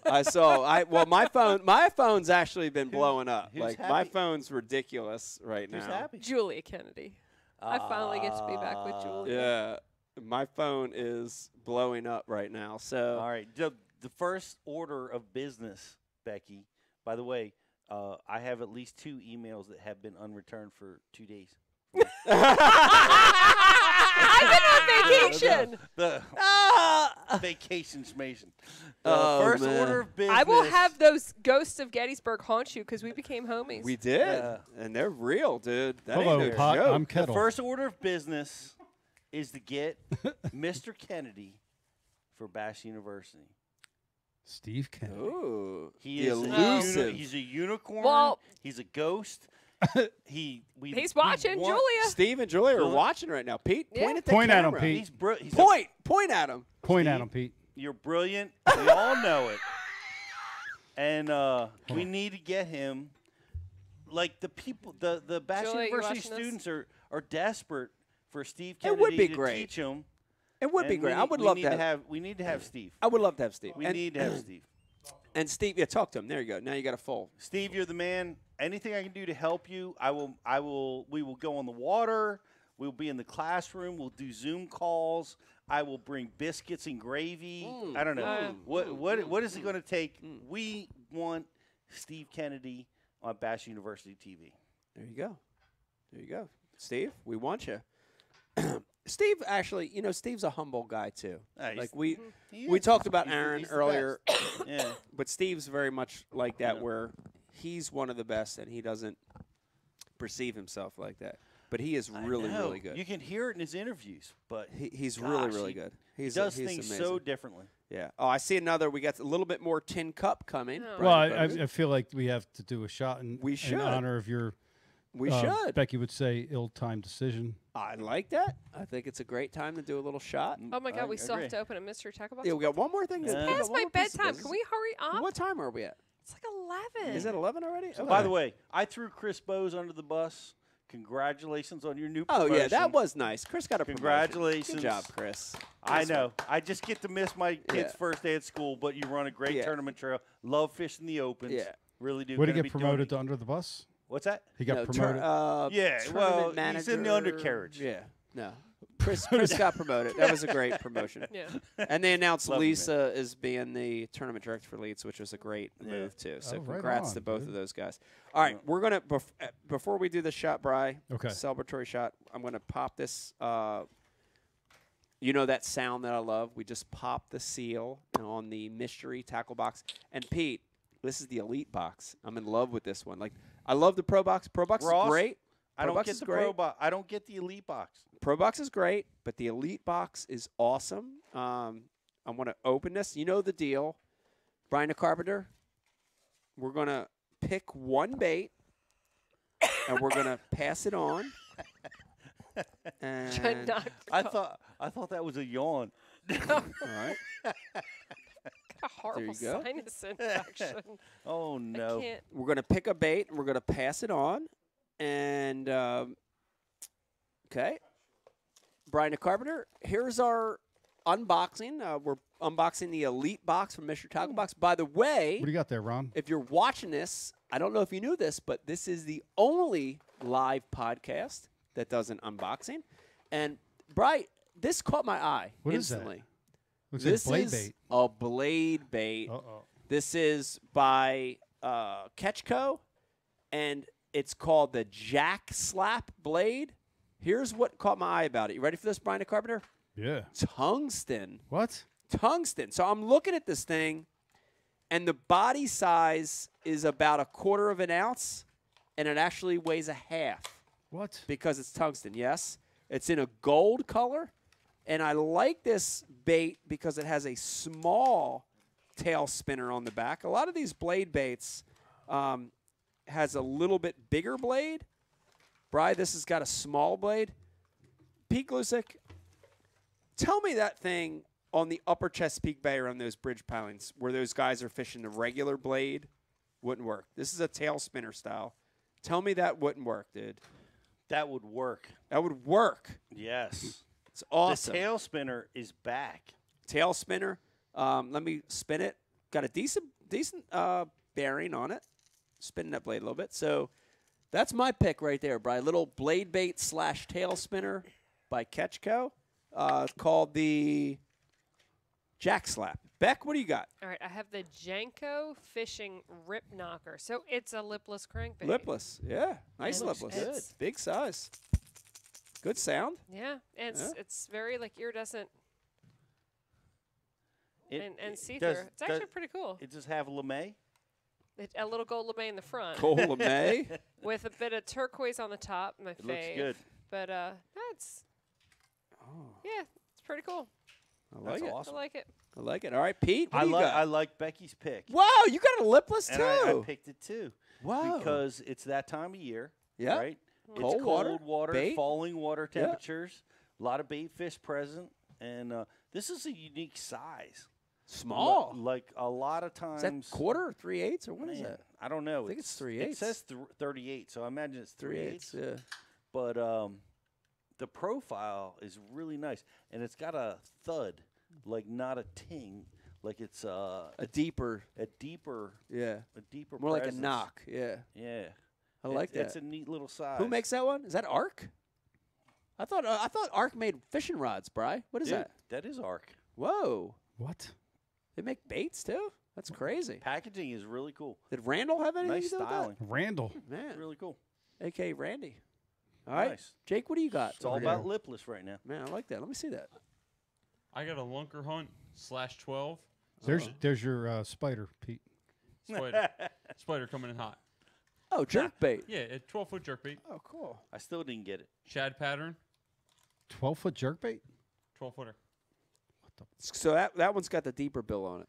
Oh, yeah, the bill's about half as long as the body. Yeah. And it's a 4-inch jerkbait, so yeah, it's going deep. Okay. What I do you got, like Brian? it. Nice baits. Brian the Carpenter, what do you got in Well, that box? As we stated earlier, we've been doing this show for 8 years. Here it For 8 comes. mother-loving years, I pick last. Oh. New guy in here, and I'm Never still getting changes. last. Yeah, you get the. You know what? You could have changed Hey, that listen, situation. my microphone. You had your time to talk. So maybe some things will be changing in the future. Check your email. Oh man, shout out to Ryan Lambert for that. That was the best. That was so good. That was the Thanks, Lambert. Yeah, we got to send him a hat or something. Send him Pete's hat. We'll let him know through Pete's email if it's coming. Pete's favorite hat through Pete's favorite email 2 months later. So this is the Elite Box. The Elite Box is loaded. Even after it went through the room, I still have plenty of baits. A little walking bait. Yeah. It's a little walking bait. Pretty Jeff dope. Olson, Bash UTV, is sitting on gobs of shad in the creek that he just moved in on. He just did a slow-mo video of the shad just everywhere on the surface. Exactly that size. Wow. Really? And here's a Somatis Baits little drop shot bait. Dope little drop shot bait, Jake. It's Hey, pretty go ahead dope. and do that. Watermelon. Watermelon. Green flake. Gold flake. We got a crankbait like that, and some drop shot weights, and these hooks from Spear Point. They're actually dope hooks, man. Different style to them. So yeah, that's what we got. There you go. So everybody needs to go and get their mystery tackle box ordered for their person that they 20% love. Yeah. For the holidays, we have a sale. It does make a great gift. I mean, can you think of, Pete, if you have a fisherman or a fisherwoman, somebody that likes the sport, can you think of a better gift? Yeah, well, for Bash Christmas? UTV. Bash But UTV other is a than good that- one. Other than that, No, but they have so many different boxes between like they the have a Elite, the lot of Pro, different they've got boxes. like a That's true. panfish box. They've got something for everybody. But right now, Save 20 gets you 20% off. Yep, holiday sale. That's right. Yep. But the Ike Live code gets you more. It does. Save 20. Save 20. If you're paying attention, you're gonna save more. Use the promo code Ike Live, 30% off your first Elite box or 50% off your first Pro box. It's really Can't awesome. beat that. That's great. It's so much fun when it arrives. We get a bark box. You know what that is? Yeah, it's the doggy box. The doggy box. The Whoop, whoop. dog goes crazy Whoop. for the bark box. Me and Jake go more crazy for mystery tackle box when it comes in. Right on, man. That's awesome. Comes in the house. We love MTB. Pete, one more time. We're nearing the end of the show. Since we're talking about great deals for the holidays, Bash U is honestly a great deal too. Well, talk a little bit about it's that. going to help you become a better angler. And you go over to bashu.tv, and we have a Black Bass Friday promotion. It's $50 off. Annual subscription is $99. It's a Love great that. gift. Give it to yourself. Give it to your significant other. We really work hard to bring content that helps you move your fishing to the next level. And go over to thebashuniversity.com. We're going to be in Alabama. Gadsden, Alabama. We're going to be in Anderson, South Carolina. South for Carolina? Real live classes. Can't wait for that. And that's going to be in January. So go get your tickets. And Anywhere near Greenbow, Alabama? I don't know where Greenbow, Alabama is. Greenbow? I know it's Greenbow. Forrest Gump. Back to Greenbow, Alabama. Yeah. That's where Forrest was from. Oh, I don't know that one. It looked like a great place, though. That's where Fletcher's from. Like the Spanish Moss. Try out. Yeah. And that looked like a nice place. Yeah. It looked Like it. relaxing. It Like I could does. take a nap. Let me remind everybody here It was a real movie. quick, Brian the Carpenter. I'll ruin it back. Tonight, you got your first look at the Ike-approved apparel from AFCO. It's available right now. If you saw some of this stuff, I did 3 outfit changes tonight. We've got some great hats. He did 3 of them. Didn't wear the gold lame, but I And did you do only 3 did outfit one. changes. None. You did 0. Available right now. Go to MikeIaconelli.com. You can get it through the shop. Also, go to Tackle Warehouse. It's all the Ike-approved stuff by AFCO. Available right now. It's pretty hot. You're going to see posts all week about Ike's it. Right? graffiti line. Yeah, Ike's graffiti line. Tagline. Getting arrested all those years later really paid off. Yeah, right? You went from there to here.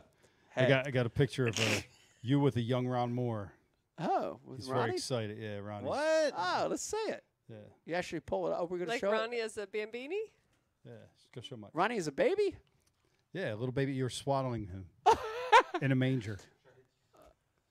I want to see this on live. Who else is Whoa, that is Ronnie Wow. Moore. That's awesome. Whoa. Holy crap! I would say Goodness gracious. I would peg that jersey at At 5:05? Yeah. Ron No. would know. Yeah. later. It was. No, it wasn't. It was. No, It was. No, because the Mountain Dew? No. maybe it was 05. It was a very short It was period of 05 time or it was 07. when Mike was taller than Ronnie Moore. Oh, Peter! Yeah, he grew. He's taller than me now. I'd agree with that. Good Lord. Yeah. Wow, look at Ronnie. Young man. Young Ron. There it is. Yo, Ron. Ron. That was the pre-bowl. That was somewhere in the Wow. 05 to 07 It range. was somewhere in the 05 I'm to going 07 with the range. earlier. Are you? Yeah. Young Ron. Look at him. Well, 06 was the red and gray. He's doing flame stats jersey. while he's taking that That's picture. the only reason I was going later, because I think it went after the flame jersey, because Tundra was black and yellow. I don't know. I'm saying 07. Black and yellow. I'm black saying and 07. yellow. But, man, what a show, Bri. We had a Did. great show tonight. Yeah. It ran long again, of course, like it always runs Shocker. long. But well worth it, dude. 23 I mean, minutes. Well worth it. some great topics tonight. That was like the thing we were doing. I know. Well, I mean, it was a good show tonight. Like between the A-Mart tribute, between having Matt on to talk about AFCO, having the announcement, and then of course Z on was great. It was a packed show. It was. a packed show.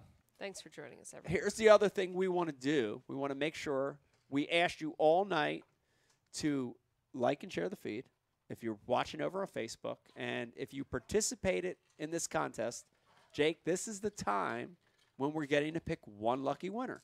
And this thing it's around 20 pounds, give or take. We didn't ever emptied it, but it's loaded with Ike Live gift You gotta throw this at sponsored Rainbow, products. dude. No, I'm throwing that at the lake that's. You can't throw official that at next week. Rainbow. You'll be in the mud Did instantly. you get the schedule for the winter leagues? Yeah. Next week. Yeah. Next week. Yeah. Who's our What's winner? next week? Who's our winner? Our winner is.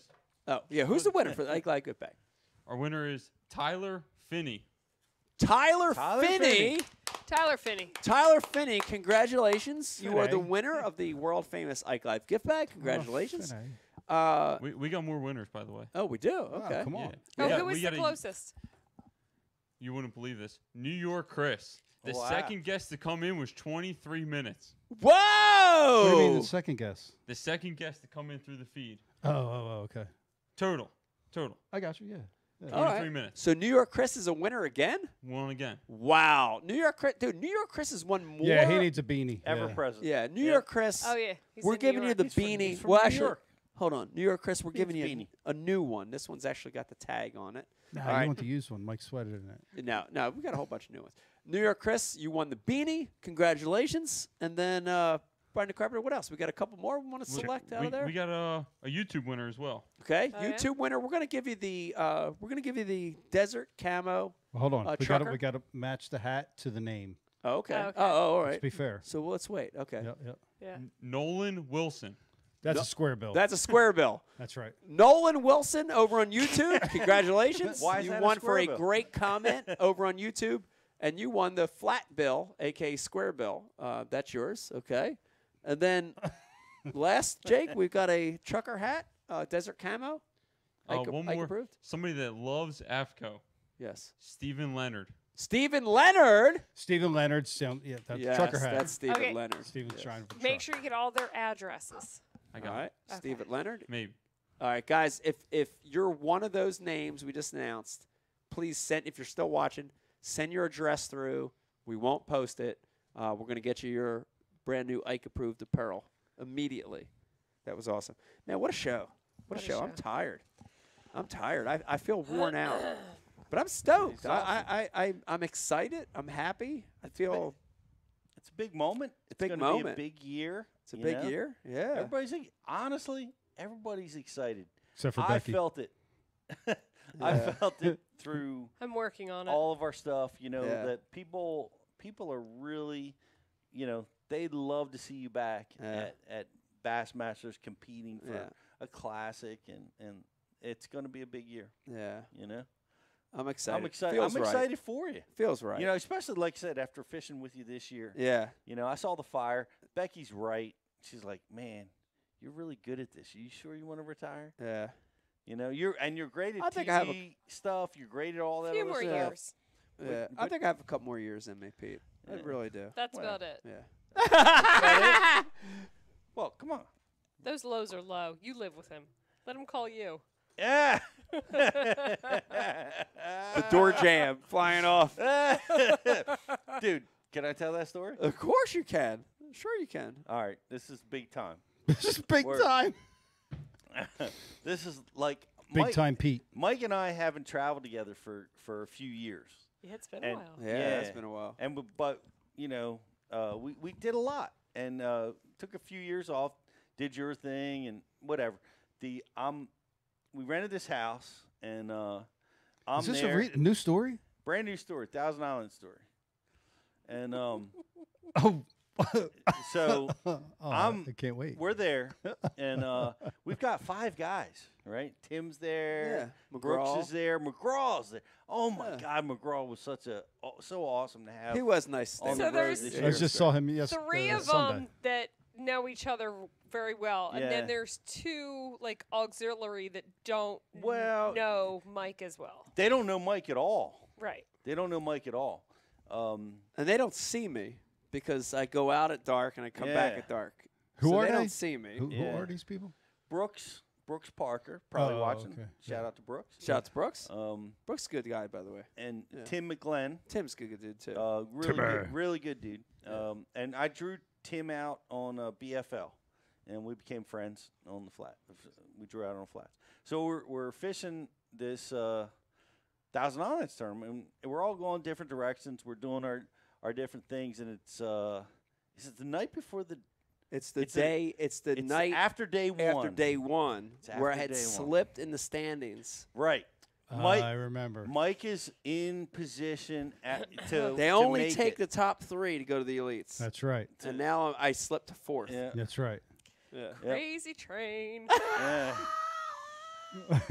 So Go on.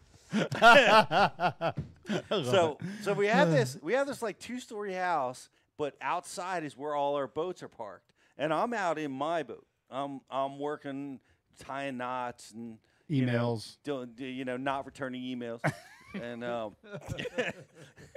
doing that. Disregarding more emails. Swiping left on more emails. Silencing. I silence you email. Oh God. So If I didn't read it, it didn't happen. That's right. It's true. It's true. But so I'm in my boat, and everybody else is inside, and Mike's inside, and it's odd that like I'm the last guy. Usually Mike's the last guy out. Oh yeah. But McGraw, everybody's inside the house, and I'm just retying. It's kind of quiet, and I started hearing a little ruckus, and I didn't, think much of it. Can you describe the ruckus? Well, you just like bang. You hear things that sounds like it could have dropped, or Right. fallen over, and Accidentally.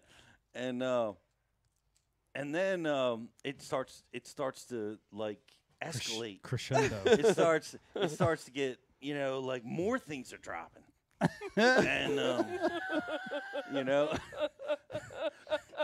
and Stuff's just falling everywhere. And I know, like Mike, like he rented the house, so we gave him the courtesy of the downstairs like suite, like it had a bathroom and he's got that. All the other boys are upstairs, Hiding. Well, they're like cooking, getting their laundry, or doing, and slowly and steadily, they started coming out of the house Like ants. He scared him out of the house. We're funneling out like ants when it rains. So they're Oh my like, God. they're like, and as the more they come out, like the louder it gets, or the louder it gets, the more they come out, Right. and things are slamming, and you can hear he's got Becky on the phone, and he's like, Becky, smallmouth are stupid, and you know. Smallmouth. Blame it all on the smallmouth. And I'm sitting there, and I'm like, man, I missed that. The other three are scared out of their mind. I'm on the phone, and Pete's like, oh, my God. I'm so emotional right now. Pete missed it. The mess. I haven't seen a wall pierced by a graphite rod. It's 10 years ago. We went to bed without breakfast when I was up on. I mean, I'm sorry, went to bed without dinner. Because what? The power went out? Power went out, so we couldn't charge batteries. So. Oh, God. Oh, yeah. So, yeah, there was no dinner tonight. You got to go to another house. No, you have to be punished. It's everybody's fault. We'll not eat you. We'll go to bed. It's everybody's fault. But here's the so first out. It's so messed up that we laugh because it's so horrifying when it happens. Unless it's me or you. I know. Like we're just It's like horrifying. yeah. So first out is McGraw. You know? It's like, okay, so McGraw's one of your like longest standing friends, just so people understand. Right. He's like, we know what we're in for. Me and like I'm out. I got stuff up to my eyeballs I'm working on, and McGraw comes out. And it's getting louder, and he's Becky this, Becky that, and you know it's getting louder. And then Tim McGlenn, who's newest, like Brooks Parker knows me, like you know, he's a young kid, but Tim is like I've only known him for a little while, and he's just looks delirious when he walks out the door. Like he's never experienced anything like it. I've never in my whole life seen anything like this. and he comes out in like a daze, like a confusion. Wait, so what were you doing? like the fog of war, like somebody threw a flashbang grenade Just in slamming there. stuff around. Like I don't think I did anything. He's delirious. He's delirious. It's like, is this what you guys do every week? You know, like This is how this works. And he comes out and leans on my boat, and then it draws McGraw in, and the three of us are just listening. Everybody's huddled in a corner. We're not even talking. We're just listening. No, the best thing that Mike does, this is the thing that Mike always does, whenever he's distraught about something, he has to tell me the thing. And then he goes, do you know what I'm saying? Do you know what I'm saying? Do you understand the severity of the situation? Acknowledge me. Do you understand? Do you know what's happening here? Do you understand? Do you get it? Do you get it? And I just go, I'm like, yeah, I got it. I got it the first time. I got it. I got it. Yeah. Well, but that's what he does. And as he stomps, he keeps repeating, do you get it? Do you get it? This is bad. This is bad. This is bad. And Becky, this is bad. You clearly were not acknowledging him at this moment because it was escalating and it was going. And I'm like, where's Brooks? Because Brooks is on the same. Oh God, is he hiding in the closet? He's on the same level as Mike. He's on the same. He's bad. He's pinned down. But he's in bad shape. But he's you know he's got his earbuds in. And he's rocking out to whatever he's retying his drop shots. He's all dialed in. And then he thinks it's part of his music. And then the whole ceiling crashes and breaks apart. Wait, what ceiling crash? And ceiling. just parts of wood, just splinters just start flying around.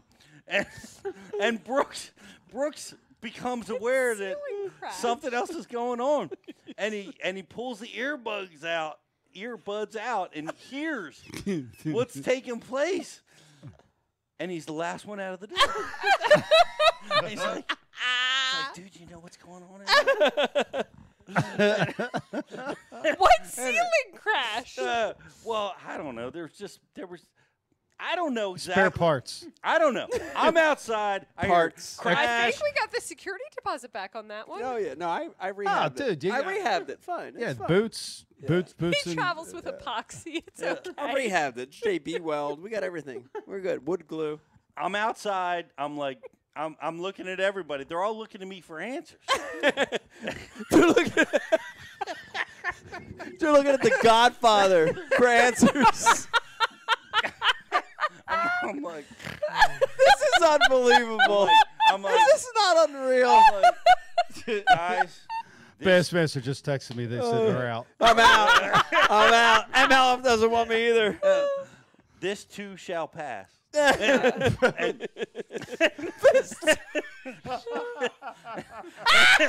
how long did everyone stay outside? Well, as long as it took. Like the sun went down, the moon came up. This too shall Beck. Remember you used to make them signs with the lakes and all the stencil. Yeah. Can you get one? This too shall pass. Pete Lusick. We'll hang it up over here somewhere. And it's got to be Pete Lusick's quote. This too shall pass. With a picture of Pete. As the Godfather. Yeah, just Pete's initials, PG. Everybody's like so tight to my boat. They're like, they're clinging for safety. You know, they're throwing them life vest over the rail. I just got text from McGraw. I saw the door go off the hinge and I was out. Stupid door. That door wasn't built the way they used to. You know, it was a newer home. And wow. And then after all is done, like I'm retied and everybody's kind of, trying to figure out what to do. And we all go back inside, and I walked in, and it's like a family room area, and I glanced down the hallway, and I just saw wood parts all over the hallway. Oh God! Somebody had to pay for it. Oh God! Wow!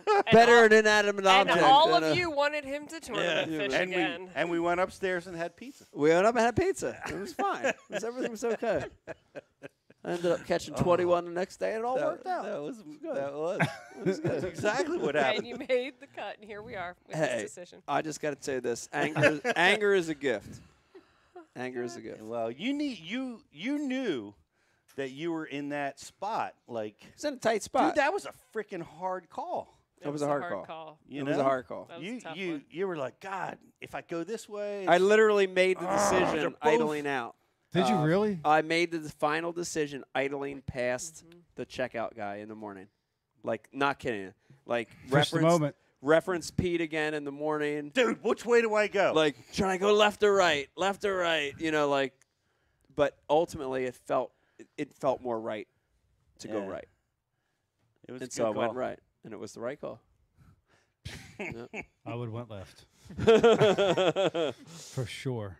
Yeah. That was that. Well, It honestly, may have worked out if I went left too. I know. told you. Yeah. I mean, it's like you were like 60% that way, 40%. They're both going to get you there. Right. They're both good get you there. decisions. Yeah. Yeah. You just got to fish. And that's what I told you, and you didn't want to hear it. I remember that. Oh, I was like, yeah, I know that. I was like, I told him, I told you that exact thing in the Yeah. morning. Yeah. And I'm like, they're both going to get you there. Just whichever one you pick, forget the other. Just forget it and go. Yeah. And you're like, ah! Spot on, Pete. Oh God. Right back. I'm keeping my fingers crossed. There's not that many days like that. Dude, next year. So's Becky. I'm hoping we got a lot more. You want I more? brought that awesome. up during that tournament. I was like, and you would want to do this again. Why? Yeah, exactly. Exactly. That was the greatest. So painful. Pray for Becky. I enjoyed it. We loved Pray it, for man. Becky. Yeah. It was so fun watching Brooks me on come your out of the list. house last. Like it is painful. It is painful when it's happening, but the process in the end is pretty amazing, because you go through What? the roller coaster. I'm just telling you, you go through the roller coaster And those down moments suck, but like when you get to where you want to be, but admit to it's everyone amazing. You can't get to where you want to be without going through that. Right. We're really working on this. We with are you. working on it. We are working on it. No, so honestly, we are. We are. And let me tell you this. And I This say is not this. okay. No. I know it's not okay. And I say this in all like I'm saying this with a straight face, not laughing anymore. Is when you think about like we had this amazing Aaron tribute. In the beginning of the show. Like, it's those things that actually put it in perspective for me. And I have to remember those things, right? Because it's like, we talk about it, but until you can think about things like that, where you put your life in perspective, like, how important really is this? It's not life or death. It's, it's important, but I try to think about those things in reference to the world and life. Yeah, Mike's just wired in a way that, like, when it's happening, it is the most Life and death. like Right. earth-shattering decision at that very Right. moment. He can't like see beyond the bubble of like that very moment. Well, that's why he's successful. Exactly. Because I could see beyond it and say, all right, this ain't really all that important, and go out and shit the bed. and he And is not not catch 'em. wired like it like that is unacceptable. I That know. cannot happen. I've Like been doing this yeah. with him for a long time. Which is great because it does. Many dinnerless nights. There's been many dinnerless nights. Dinless nights. Gone bed hungry. Dinless nights. Dude, don't dare eat that slice of pizza. Who cooked when you and Mike went fishing? What's that? Who cooked when you and Mike went fishing? Mostly Mike. Yeah. Yeah. Oh, we did a little bit of both. No, Yeah. we did. We had fresh What? walleye. Oh yeah, we had fresh. You cooked? I cooked a little. Bri cooked a little. You cooked? I did. He What'd you did. cook? Well, I cooked walleye. I cleaned the walleye the one night. I cooked. Elios. No, I didn't cook Elias. I cooked regular food. Nah, What did I Mike. cook? Mike. I grilled. I grilled steaks the one night. Yeah. Yeah, no, I cooked. Wow. It was just me and him. There was nobody else there to. Well, I cook. just didn't know that you cooked. No, I do a little bit of cooking here and there. Like Cruz has the greatest line. He's like, when you and Ish and him stay Oh, together, yeah. he's like, Ish cooks, I clean, Mike eats. Yeah, I eat. Yeah. Nah, Mike. Yeah, Mike but the was difference dialed. was like you guys were on the boat together, so you were on the same schedule. Yes. Like with John, Ish, and Mike, Mike is always last man in Yeah. the building. So like if they want to eat, someone better start the food. Yeah. You know what I mean? And Because he's by the the first time out. he rolls in, like Like Z was saying earlier, like Mike's still got that passion for it, that drive for it. I was there, dude. Like 4 days of dark to dark, and he went out for a fifth. And I know myself, I know my friends, I know a lot of guys competing at the absolute top end would have been like, all right, that's enough. We're going to go with what we got. And he went back out. And I know there aren't many guys that would have went back out. Oh, I've seen Guys that 1,000 times. in their 20s, Yeah. they'd be like, we got what we got. What- Let's figure it out. Good enough. And, and it made the difference. Made a difference. For, It was key. for you, I've always been impressed and fascinated with your ability to burn it so long and still make competent decisions. Like, I gotta almost pull myself away from it and not return any emails for a little while, and clear Few my months. head and Slash years.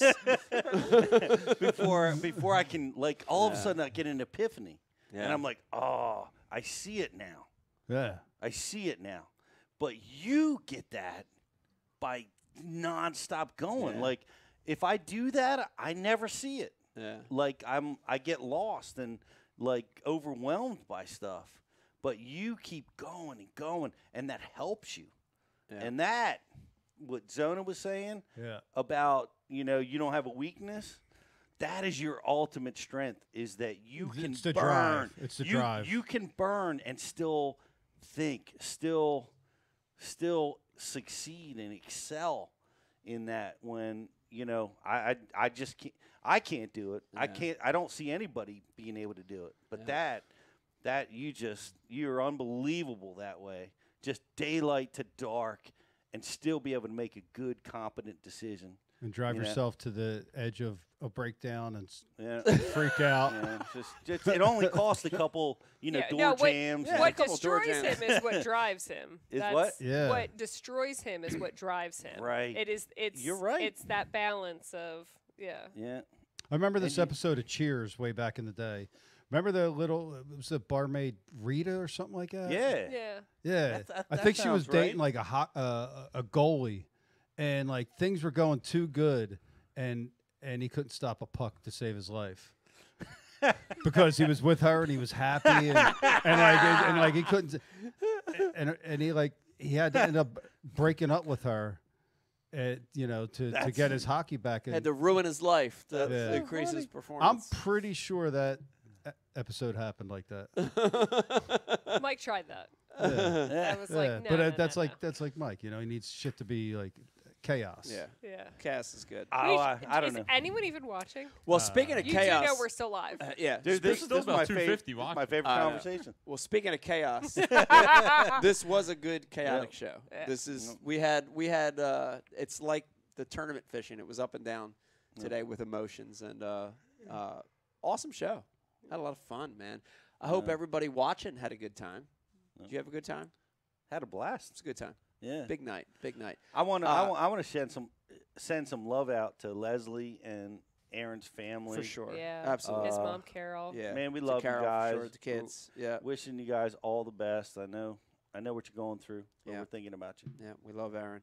Want to thank our guests, too, tonight, Beck. Want to thank Matt Florentino from AFCO for joining us. That was awesome. Want to thank, of course, Z for chiming in with us. Bri, good get on that Dano. one. That was an awesome one. Want to thank everybody for watching How and about listening. Dano popping in? Oh, Dano. Dano Jesus. Sullivan. Yeah. The bearded wonder. Yeah, Dano Sullivan. That was a nice appearance awesome. by Dano. Awesome appearance. Great Really stories appreciate from him jumping Dano. in. Put it in perspective.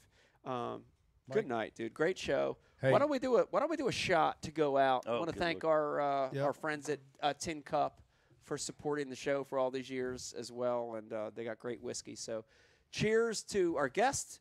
Cheers to everyone in studio. Cheers for you guys for Here's watching. the 2022. Good Here's luck, the bro. 2022. It's going to be a good year. Cheers, guys. Good luck to the door jams. Door jams. Oh man. Good night, everybody. Hope you had fun watching. Good night, everybody. Bye. Thank you. That's good whiskey.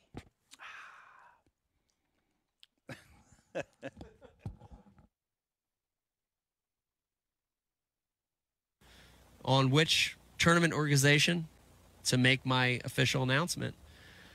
And I'm going to tell you my pick on which tournament organization I'm going to fish in 2019 is